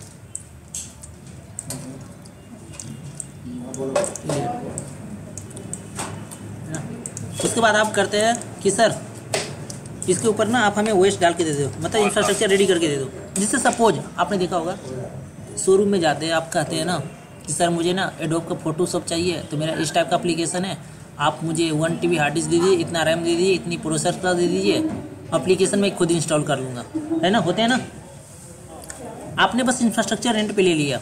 सपोज मानिए आपने जो इंफ्रास्ट्रक्चर लिया, सपोज एज्यूम कीजिए आपके पास खुद की टीम बैठी हुई है। सपोज आपने लिनक्स का OS ले लिया, एज्यूम कीजिए आपके पास खुद की लिनक्स एडमिन टीम बैठी हुई है। आप एज्यूम कीजिए आपके पास लिनक्स एडमिन टीम बैठी हुई है ना। लिनक्स एडमिन टीम बैठी हुई है। लिनक्स एडमिन टीम क्या करती है, आपने हायर कर रखा है, उसका काम क्या है, इसके ऊपर सपोज कीजिए कि एप्लीकेशन डालना है। एप्लीकेशन किस चीज़ की डालनी है, सपोज MySQL की डालनी है ना। अच्छा बताओ, हम लोग की जो लिनक्स एडमिन रह चुके होंगे, अहमद सर रह चुके हैं, हमें पता है, तो उनको पता है लिनक्स एडमिन का रोल क्या होता है। हमारे ना 2 एडमिनिस्ट्रेटर काम करते हैं। एक तो हमारा VM प्रोविजनिंग का टीम होता है और एक डेवलपर का टीम होता है, होते हैं या नहीं होते हैं? बताओ। 2 टीम होते हैं, और भी होते हैं, टेस्टिंग टीम भी होती है, एप्लीकेशन टेस्टिंग टीम भी होती है। मैं 2 ही यहाँ पे इंट्रोड्यूस कर रहा हूँ। 2 टीम बैठी रहती है यहाँ पे। एक डेवलपर टीम बैठी हुई है, सिर्फ उसे डेटाबेस इंजन को एक्सेस करके बस उसे क्या करना आता है, कोड लिखना आता है बस। मान लें ऐसा होता ही है ना, है ना। देन एक एडमिन टीम होता है, एडमिनिस्ट्रेटर बोल दो आप। एडमिनिस्ट्रेटर का रोल क्या होता है, अगर सिंपल सी बात करूँ, उसका जॉब प्रोफाइल क्या है कि VM लॉन्च करना, VM को लॉन्च करना। सपोज मुझे MySQL डालना है तो यहाँ पे लिनक्स को प्रोविजन करेगा, लिनक्स VM को यहाँ पे क्रिएट करेगा, इसके ऊपर एप्लीकेशन को इंस्टॉल करेगा, देन टेस्टिंग करेगा और देन हैंड ओवर डेवलपर को कर देगा। यही होती है ना जॉब प्रोफाइल। क्योंकि डेवलपर के पास, उनके पास ये स्किल नहीं होता कि OS को कैसे प्रोविजन करते हैं, उसके ऊपर एप्लीकेशन कैसे इंस्टॉल करते हैं, कमांड लाइन क्या होता है, I don't know any have idea, कोई आइडिया नहीं होता उसे। बस इतना आइडिया होता है कि MySQL को एक्सेस करना एप्लीकेशन के थ्रू, ये कमांड लाइन के थ्रू, और कोड राइट करना, इतनी होती है ना अहमद। लेकिन जो VM के ऊपर VM को प्रोविजनिंग करना, मशीन को प्रोविजनिंग करना, देन उसके ऊपर डेटाबेस को डालना, ये अपने और टेस्टिंग करके पूरा देना, ये एडमिनिस्ट्रेटर का रोल होता है ना, है ना। तो हम लोग यही ऑन प्रेमिसेस करते हैं, जो लिनक्स एडमिन का काम ही यही है कि डेवलपर को सपोज Node.js का मशीन चाहिए या जावा का चाहिए या पाइथन का चाहिए, वो क्या करेगा, VM के ऊपर पाइथन या जावा डाल के दे देगा, उसको हैंड ओवर कर देगा डेवलपर को, है ना। मतलब VM क्रिएट करना एंड ऊपर की एप्लीकेशन डालना, एप्लीकेशन के टेस्टिंग भी करके देना अपने साइड से, तब जाके हैंड ओवर डेवलपर को करते हैं वो। क्लियर हुआ पॉइंट अहमद, है ना। तो यहाँ पे इंफ्रास्ट्रक्चर एज सर्विस में क्या है, क्योंकि टीम आपके पास बैठी हुई है, तुमने रिसोर्स ले लिया कि नहीं जी हमें तो आप रिसोर्स दे दो, मेरे पास खुद की टीम है, मैं कौन सा एप्लीकेशन डालूंगा, ये मेरी हेडेक है, आप बस मुझे रिसोर्स दे दो बस। समझ में आई बात है? आपने क्या ले लिया, सिर्फ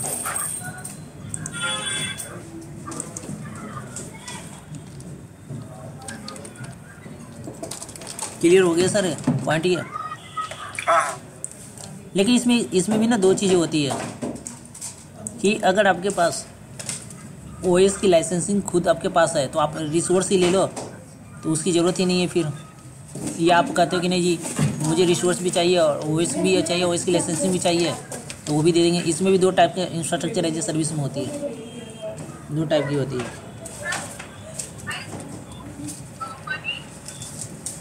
समझ में आई बात है? जैसे अहमद, आपने जब AWS में EC2 इंस्टांस लॉन्च करते हो ना, जो आप प्राइजिंग थे तो उसमें ना आपकी हार्ड इसकी रिसोर्स की भी प्राइजिंग कैलकुलेट होता है, एड ऑन होता है उसमें पहले से भी आपका। समझ में आई? उसमें जब हम EC2 लॉन्च करते हैं ना, जो EC2 इंस्टांस लॉन्च करते हैं, उसमें ये इंफ्रास्ट्रक्चर जी की है ना, रिसोर्स भी पैसे इंक्लूडेड होते हैं। या तो उसमें आपने देखा होगा कि एक डेडिकेटेड वाला आता है इंस्टेंस, या तो रिसोर्स ले लो, OS की लाइसेंसिंग आपके पास है तो आप कर लो फिर खुद से। तो ये दोनों टाइप से देते हैं इंफ्रास्ट्रक्चर सर्विस में। समझ में आई? बट ये तुम्हारे जो रिस्पॉन्सिबल होंगे ना, इस लेयर तक कहीं रिस्पॉन्सिबल होंगे, कौन सा OS तक ही। उसके बाद एप्लीकेशन कैसे मैनेज कर रहे हो, एप्लीकेशन कैसे इंस्टॉल कर रहे हो, वो तुम्हारी हेडेक रहेगी। ये कस्टमर का लेयर नहीं है, वो तुम्हारी हेडेक है। समझ में आ रही बात है? यहाँ तक उनकी रिस्पॉन्सिबिलिटी होगी लाइन से नीचे, और इस लेयर के बाद तुम्हारी रिस्पॉन्सिबिलिटी, इनके बाद तुम्हारे क्लाउड प्रोवाइडर की रिस्पॉन्सिबिलिटी है यहाँ से। Got it point? यहाँ के बाद क्या है, तुम्हारी उनकी रिस्पॉन्सिबिलिटी, किसकी रिस्पॉन्सिबिलिटी है? क्लाउड प्रोवाइडर की। क्लियर हो गई बातें? समझ में आई बातें? ये देखिए आप मैनेज करोगे, क्योंकि कभी कभी देखो हर कंपनी का अपना कस्टमाइज लेवल एप्लीकेशन का खुद का होता है। तुम्हें पता है कि डेवलपर से खुद बैठाते हैं, उनके पास डेटा भी खुद का होता है, कोड भी खुद का होता है ना। मतलब इसमें इंफ्रास्ट्रक्चर सर्विस में क्या होता है ना कि आपको OS पे लेवल पे कंट्रोल मिल जाता है आपको पूरा। समझ में आ रही बात है अहमद? समझ में आ रही बात है आपको? OS लेवल तक का कंट्रोल मिल जाता है, क्योंकि टीम आपका जब को OS पे अगर कंट्रोल नहीं रहेगा तो पैकेजिंग एप्लीकेशन कैसे इंस्टॉल होगा, नहीं कर सकते ना हम लोग, है ना। एक तो ये हो गया। कि मतलब सर्वर को मैनेज करने के लिए भी आपके टीम आपके पास है, इंस्टॉलेशन का टीम भी आपके पास है, मैनेजिंग टीम भी आपके पास है, मॉनिटरिंग टीम भी आपके पास है ना? समझ में बात है? लेकिन पैस में उल्टा हो जाता है, थोड़ा सा पैस में उल्टा हो जाता है। पैस में क्या होता है कि अब यहाँ पे जो कस्टमर डिमांड करता है क्लाउड प्रोवाइडर से प्लेटफॉर्म एज ए सर्विस, वो कहते हैं कि सर जी मेरे पास ना कोई टीम बैठा के नहीं रखा हूँ, मेरे पास कोई टीम नहीं है, किसी के मेरे पास ओएस की नॉलेज की कोई टीम नहीं है, किसी को पता नहीं कि एप्लीकेशन कैसे MySQL डाल के देते हैं। आप एक काम कीजिए, मुझे ऐसे रिसोर्स दीजिए कि आप एप्लीकेशन भी मुझे डाल के दीजिए। अब समझ में आ रही है?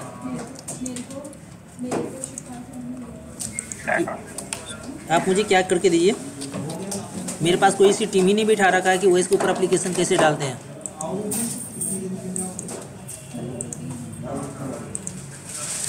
मैं इसको एक्सप्लेन करता हूँ बहुत, कभी लाइफ टाइम में आप भूलोगे नहीं। IIS पैस है, इसको आप फिक्र ना करें।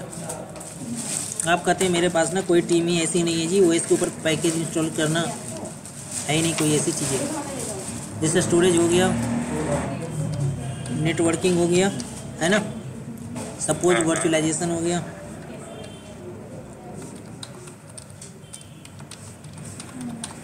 देन आपका ओएस हो गया, देन आप भी एप्लीकेशन डाली के दो मुझे MySQL। सपोज एज्यूम कीजिए ना कोई PHP का डेवलपर है, डेवलपर PHP का ट्रेनिंग किया होगा, डेवलपर का काम क्या है PHP का, बस वो डेटा लेके आना पेन ड्राइव या हार्ड डिस्क में और उसको PHP को एक्सेस करके कोड को राइट करना, बस उसका ये काम है। मान लीजिए कि वो कहता है कि ना बने बनाए प्लेटफॉर्म दीजिए, PHP डाल के दीजिए। हमारे डेवलपर के स्किल में ना कुछ है ही नहीं कि वो कैसे ओएस के ऊपर इंस्टॉल करना होता है, कैसे उसकी सर्विस स्टार्ट होती है, कैसे स्टॉप होती है, कोई स्किल ही नहीं है। तो आप हमें ना एप्लीकेशन तक की सर्विस दीजिए। समझ में आ रही बात है? सपोज मेरा जी एक डेवलपर है, डेवलपर ने पहले से कहीं से ट्रेनिंग कर रखा है, मेरा डेवलपर को बस इतना आता है PHP के उन्हें ट्रेनिंग कर रखा है, और डेवलपर क्या आता है कि वो कोड को लेकर आता है और PHP एप्लीकेशन को एक्सेस करता है और कोड को राइट करता है, बस ये। तो फिर वहाँ पे पता है किस चीज़ पे काम करते हैं, यहाँ पे एप्लीकेशन तक की सर्विस लेते हैं। फिर समझ में आई रिजवाइन? समझ में आ रही बात है ये? हाँ। फिर वो क्योंकि डेटा उनके पास है, जो रन टाइम डेटा है, डेटा उनके पास है ना, डेवलपर के पास क्या XYZ लिख रखा है, वो डेटा पेन ड्राइव में, हार्ड डिस्क में, डजन मीटर, मुझे क्या लेने देना है ना। फिर PHP डेवलपर क्या करेगा, PHP एप्लीकेशन को एक्सेस करेगा, कोड को राइट करेगा, यही करेगा ना बस, क्योंकि डेटा उनके पास है, कोड उनके पास है ना। लेकिन इसमें क्या होगा, इसमें थोड़ा सा कस्टमर को थोड़ा सा हेडेक कम हो गया कि इनके पास कोई OS इंस्टॉलेशन टीम या VM प्रोविजनिंग टीम नहीं रखना पड़ा, या एप्लीकेशन टीम नहीं रखना पड़ा, मतलब बने बनाए प्लेटफॉर्म मिल गया। लेकिन इस केस में पता है सर अहमद क्या होगा कि सिर्फ यहाँ पे ना OS लेयर की एक्सेस नहीं मिलेगी, सिर्फ भले तुम्हें वो जो PHP के एप्लीकेशन की सर्विस की उसी लेयर की एक्सेस मिलेगी, सिर्फ OS लेयर की एक्सेस नहीं मिलती है फिर यहाँ पे। जैसे तुमने एक चीज़ देखा होगा, एक चीज़ मैं लाइव एग्जाम्पल देता हूँ तुम्हें अहमद, जैसे तुमने देखा होगा RDS की एक सर्विस है EC2 का, पता है ना, RDS इंस्टांस AWS में तुमने देखा है, पढ़ा है ना? RDS इंस्टांस जानते हो, जो डेटाबेस इंजन की सर्विस देता है, जैसे MongoDB चाहिए, SQL चाहिए, जो भी चाहिए आपका, उसमें क्या है कि आप बोलते हो कि यार डेटाबेस की इंजन चाहिए, RDS इंस्टांस चाहिए, तो वो क्या करते हैं, मतलब जो भी SQL चाहिए, MongoDB चाहिए या SQL चाहिए, जो भी चाहिए डेटाबेस इंजन, वो आपको दे देते हैं। लेकिन वो आपको एक्सेस सिर्फ डेटाबेस इंजन पे देते हैं, क्योंकि डेटाबेस भी कहीं ना कहीं किसी सर्वर के ऊपर भी प्रोविजन होता है ना। देखो ये वाला जो टीम कर रहे हैं ना, जैसे ये वाला पार्ट किया, ये हो गया पूरा मैनुअली टीम बैठाया हुआ है मैंने, समझे ऐसा कि मैंने पहले VM प्रोविजनिंग किया जी, फिर उसके ऊपर एप्लीकेशन डाला, फिर हैंड ओवर डेवलपर को कर दिया। ये IIS के केस में है ना, पूरी मैनुअली कर रहे हैं कि OS लेयर तक भी हमारी एक्सेस है, एप्लीकेशन भी इंस्टॉल करना आता है, पूरी टीम एडमिन टीम बैठा रखी हो। पैस में क्या हुआ जी, हमें तो आई डोंट नो पता ही नहीं है, मैंने कोई ऐसी टीम बैठा ही नहीं रखा, मेरे पास कोई एडमिन टीम नहीं है ना, मेरे पास पैकेज इंस्टॉलेशन टीम है। आप मुझे बने बनाए प्लेटफॉर्म दे दो अब बस, है ना। क्योंकि उसमें लेकिन एक चीज़ और है, जब हम पैस की सर्विस लेते हैं तो IIS भी उसमें आ जाता है, इंक्लूडेड उनकी प्राइसिंग होती है। बट थोड़ा सा यहाँ पर कस्टमर का हेडेक ही हो जाता है। देखो कल के डेट में एप्लीकेशन डाउन भी हो जाता है, तो इन चीज़ों को मैनेज भी वो क्लाउड प्रोवाइडर करेंगे। लेकिन जबकि IIS के केस में क्या है, अगर सपोज तुमने कोई VM लिया, उसके ऊपर MySQL डाला, तो भाई MySQL अगर डाउन हो जाता है, तुम्हारी रिस्पॉन्सिबिलिटी कस्टमर का खुद ही तुम्हारा, क्योंकि तुम खुद वहाँ पे मैनेजिंग टीम रखे हो इस चीज़ को मैनेज करने के लिए ना, फिर वहाँ पे रिस्पॉन्सिबल क्लाउड प्रोवाइडर नहीं होगा, है ना। दोनों में डिफरेंस समझ में आ रही है? वो डिपेंड करता है, सी क्लाउड हमें चाहिए सर्विस तो भी उधर की तरह हम मतलब मतलब केस रजिस्टर के ऐड करवा सकते हैं चीज कंटेंट। क्या चीज़? अगर हमें कुछ चाहिए रिक्वायरमेंट तो डिपेंड ऑन सर्विस, क्या सर्विस है हम उनसे नहीं लेते आप, हैं। मैंने क्या बोला दोनों के केस में। आप समझो कि इस वाले पैस के केस में तुम्हारे पास कोई सी टीम ही नहीं है, ओएस टीम ही नहीं है कि ओएस को बीए को प्रोविजनिंग कैसे करता है, एप्लीकेशन टीम कैसे करता है। लेकिन तुम्हें तो काम करना है ना। आपने सिर्फ पीएचपी डेवलपर हायर कर रखा है जिसको कोड लिखना आता है और कोड को अपलोड करना आता है उस एप्लीकेशन के ऊपर बस। तो उस केस में तुम क्या करोगे? जब तुम्हारे पास टीम नहीं तो तुम बने बनाए एप्लीकेशन पूरा रेडी लोगे ना प्लेटफॉर्म। जी जी क्योंकि पीएचपी के पास ये भी स्किल नहीं है ना कि वो इसके ऊपर एप्लीकेशन कैसे डालेगा, उसकी सर्विस कैसे स्टार्ट करेगा, कैसे स्टॉप करेगा, ये सब स्किल ही नहीं है। उसे बस इतनी स्किल है कि कोड को राइट करना, कोड को अपलोड करना, बस रन टाइम डेटा को, बस इतनी स्किल है। जी ओके। टीम नहीं है ना तुम्हारे पास। इसमें क्या हुआ कि तुम्हारा हेडक कम हो गया थोड़ा। ओके ठीक है, क्लियर है। जी जी अगर साइज़ की बात करूँ सॉफ्टवेयर एज ए सर्विस की, तो आप लोग पहले से आप लोग यूज करते हुए आ रहे हैं इस चीज़ को, साइज़ को। जैसे जीमेल हो गया, गूगल ड्राइव हो गया, जहाँ पे हम सब्सक्रिप्शन बेसिस पे सब चीज़ों को ले रहे हैं, जहाँ पे आपको डेटा का भी मैनेज नहीं करना। पैस में क्या हो रहा है कि डेटा अभी भी कस्टमर के पास है ना, कोड तो उन्हीं के पास है ना अभी भी। जी साइज़ का अगर एग्जांपल ले लो, जो गूगल ड्राइव आप लेते हो सब्सक्रिप्शन बेसिस पे लेते हैं 100 GB या 200 GB, आप क्या देते हैं, बस आप बिल देते हैं, मंथली बिल देते हैं सब्सक्रिप्शन बेसिस पे। आपको पता है कि वो डेटा जो आप रख रहे हो, जो भी उनके स्टोरेज की सब्सक्रिप्शन लेके कर, आपको थोड़ी ये पता है कि वो हार्ड डिस्क में या पेन ड्राइव में डेटा रख है। आपकी डेटा के भी मैनेज कर रहे हैं ना, और जो स्टोरेज की एप्लीकेशन वो भी ना किसी सर्वर के ऊपर तो चल ही रही होगी ना। क्या उनकी एप्लीकेशन की या उनकी डेटा की भी मैनेज नहीं कर रहे हैं ना, क्लाउड प्रोवाइडर ही कर रहे हैं ना मैनेज। पहले बताइए। जी साइज़ का एग्जांपल ऐसे मान लो कि बैंक के टर्म में जैसे शादी में आप लोग बुक करते हो ना, सिंपल सी बात है कि जहाँ पे बोलते हो डेकोरेशन भी करके दे दो, कैटरिंग भी दे दो, मेरा गेस्ट आएंगे पर प्लेट सिस्टम देंगे, अपने बस रिक्वायरमेंट बता देते हो ये डिश में चाहिए, वो बोल देते 2000 आएंगे, गेस्ट देंगे, पैसे देंगे, जाएंगे बस। उनका हेडक ये नहीं, गेस्ट का हेडक है कि हाँ आप उसे कोयले पे बना रहे हो या लकड़ी पे बना रहे हो या गैस पे बना रहे हो, है ना। उसने बस रिक्वायरमेंट रख दिया, डिश रिक्वायरमेंट कर दिया, पेट बताओ पर प्लेट सिस्टम। तो यहाँ पे साइज में और थोड़ा सा हेडक कम हो जाती है कस्टमर की, है ना। आप तुम्हारे डेटा को भी मैनेज कर रहे हैं। जैसे गूगल ड्राइव की एग्जांपल ले लो, स्टोरेज की, है ना, ऑफिस 365 हो गया, है ना। और क्लाउड को आने से, साइज को आने से software as a demand delivery भी बहुत बड़ा है। आपने देखा होगा पहले क्या होता था, अगर मुझे माइक्रोसॉफ्ट वर्ड वगैरह या पावर पॉइंट वगैरह इंस्टॉल करना होता था, यूज करना होता था, तो आपने पहले देखते थे कि पहले मार्केट से पहले हम लोग क्या करते थे कि पहले हार्डवेयर बाय लैपटॉप करते थे, फिर इंस्टॉल करते थे एप्लीकेशन। देखा था ना आपने। अब क्या हो गया, ऑफिस 365 में क्या मिला, अब जरूरी नहीं है हार्डवेयर की डिपेंडेंसी खत्म होगी ना। ब्राउजर में आपको पावर पॉइंट या एक्सेल खुल जाता है, आपको जहाँ से बैठना है, जहाँ से आप काम कर दो, डेट शीट या डेटा एंट्री करना है। बताओ, सॉफ्टवेयर डिमांड डिलीवरी भी बढ़ा है इससे आने से, पता है आपको। हार्डवेयर डिपेंडेंसी खत्म हो गई ना। जी जी समझ में आ गई बात है आपको यहाँ तक। तो एक जल्दी से मैं एक इमेज आपको दिखाता हूँ, क्योंकि आपकी सेशन ओवर होने वाली है ना। ठीक है, क्योंकि बहुत सारे डिस्कशन अभी बाकी थे। ठीक है, जिससे याद है ये दिख रहा है, देखो ऑन पर मैसेज में जहाँ तक हम लोग ही मैनेज करते थे, दिख रहा है आपको जो बताया। आईएस में देखो ओएस तक हम चीज़ों को मैनेज कर रहे हैं। तो ओएस में भी दो साइड से हो सकती है। मैंने क्या बोला कि या तो रिसोर्स ले लो या ओएस भी उन्हीं से ले लो। लेकिन जब हम क्लाउड प्रोवाइडर से आईएस में जब ओएस लेते हैं ना, तो लाइसेंसिंग भी उनकी रिस्पॉन्सिबिलिटी होती है। समझ में आई बात है, उनकी होती है। तो देखो पैस में क्या हो रहा है, तुम्हारे यहाँ तक डेटा तक, एप्लीकेशन तक रन टाइम, जो डेटा एप्लीकेशन वहाँ तक उन चीज़ों को मैनेज कर रहा है। तुम्हारे पास डेटा और एप्लीकेशन की ट्रेनिंग तो किया होगा ना, उसकी मैनेज कर रहे हो। सैस में देखिए पूरी चीज़ों को मैनेज कर रहा है। फिर समझ में आई बात है। जी जी तो हम इसकी अभी मेरे पास मुझे भी निकालना है सर। ठीक है, तो इसकी बाकी जो टॉकिंग रह गई है थोड़ी बहुत 10-5 मिनट का और रह गया है, जो हम आपसे कल कर सकते हैं, या मैं सर को अपडेट कर दूंगा कि सर्टिफिकेशन ट्रैक क्या है, पोर्टल क्या है, इसका सब्सक्रिप्शन क्या है, फ्री सर्विसेज क्या है, इसको मैनेज कैसे करते हैं, ग्लोबल इंफ्रास्ट्रक्चर क्या है। बस 20 मिनट का और है, फिर उसके बाद हम लोग ट्रैक पे हम जो कवर करने वाले 104 AG 104। ठीक है, इसके अंदर हम सेपरेट मॉड्यूल पढ़ेंगे। जैसे जो नेटवर्किंग करेंगे, नेटवर्क सिक्योरिटी का अलग होगा, ट्रैफिक मैनेजमेंट अलग होगा, लोड बैलेंसर वगैरह का, स्टोरेज का अलग से होगा, सर्विसलेस कंप्यूटिंग क्या होता है, एज्योर एक्टिव डायरेक्टरी क्या होता है, वेब ऐप सर्विस क्या होता है, कैसे सर्विस होते हैं, ऑटोमेट डिप्लॉयमेंट कैसे होता है, मैनेज सिक्योरिटी एप्लीकेशन कैसे होता है, इंक्रिप्शन कैसे होता है, ठीक है, एजोर गवर्नेंस क्या होता है, ठीक है, एजोर बैकअप एंड रिस्टोर कैसे करते हैं, फिर इसको 1 बाय 1 मॉड्यूल आप सेपरेट करोगे। और जो भी ये पूरी जो मेरा नाम राहुल हुआ। राहुल बाबू एक बार बताइए, ये हैंड्स ऑन भी होगा? ये पूरी आपकी ट्रेनिंग होगी ना, 90% रियल प्रोजेक्ट बेस की ट्रेनिंग होगी, पूरी लाइव ट्रेनिंग होगी आपकी प्रोजेक्ट बेस पे पूरी। एक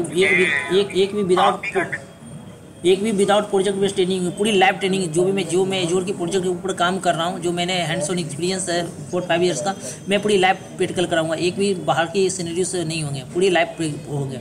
मतलब 90% लाइव प्रोजेक्ट है तुम्हारे ऊपर करवाऊंगा, पूरी लाइव इम्प्लीमेंटेशन, डोमेन वगैरह भी लाइव होंगे, डीएनएस भी लाइव होंगे। अपन ये भी कर सकते हैं ना, मतलब आर्किटेक्ट ट्रेनिंग का भी लिख सकते हैं। मैं बताऊं, मैं तुझमें इतना ये कवर कर दूंगा, तुम्हें आर्किटेक्ट देने की जरूरत नहीं पड़ने की, सर्विस पढ़ने की नीड ही नहीं पड़ेगी। थोड़ा बहुत एडवांस सर्विस है वो मैं बता दूंगा, लेकिन इसको करने के बाद तुम्हें नीड नहीं पड़ेगा। तुम चाहो तो आर्किटेक्ट भी इतना एलिजिबल कर दूंगा, इतनी मैं तुम्हें स्ट्रांगली बता दूंगा डीप में कि तुम्हें उसकी जरूरत नहीं पड़ेगी ट्रेनिंग की।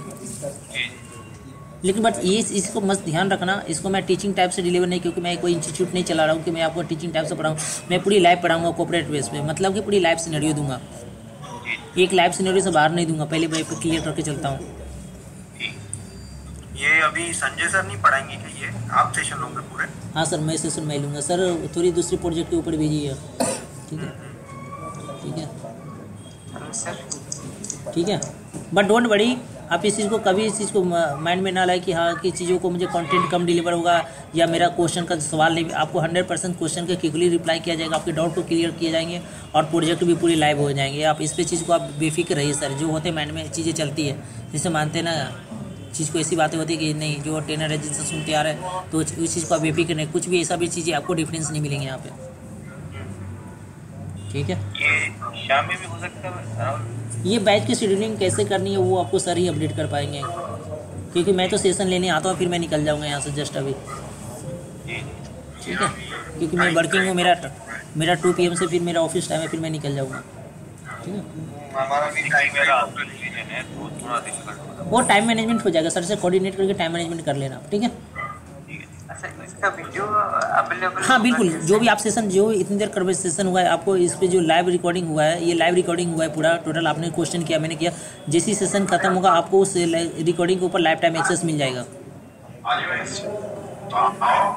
अब मेरा क्या है ना, मैं लास्ट हाफ एन आवर मैं ट्रैवल करता हूँ एक्चुअली ऑफिस के लिए। कोई बात नहीं, आप लीड लगा के सुनते रहो, जरूरत नहीं बोलने का, फिर आपको ये रिकॉर्डिंग आपको पूरी मिल जाएंगी, एक्सेसिबल हो जाएगी। ठीक है, थोड़ा लेस इंटरेस्ट। ठीक है ब्रदर, फिर मिलते हैं सर। ठीक है, बट अभी बहुत चीज़ें बाकी, अभी इतनी चीज़ पे आप मत सोचिए कि इंट्रोडक्शन मैंने आज कोई इंट्रोडक्शन स्टेप को दिया नहीं, बस मैं आप चीज़ को सिनेरियो का माइंड सेट कर रहा था, date set. Okay Bhaskar sir, Ahmed sir, Rizwan, okay sir. आज ये वाला वीडियो आज अवेलेबल हो जाएगा? हाँ, ये अवेलेबल हो जाएगी, अवेलेबल हो जाएगी। ठीक है, ठीक है सर।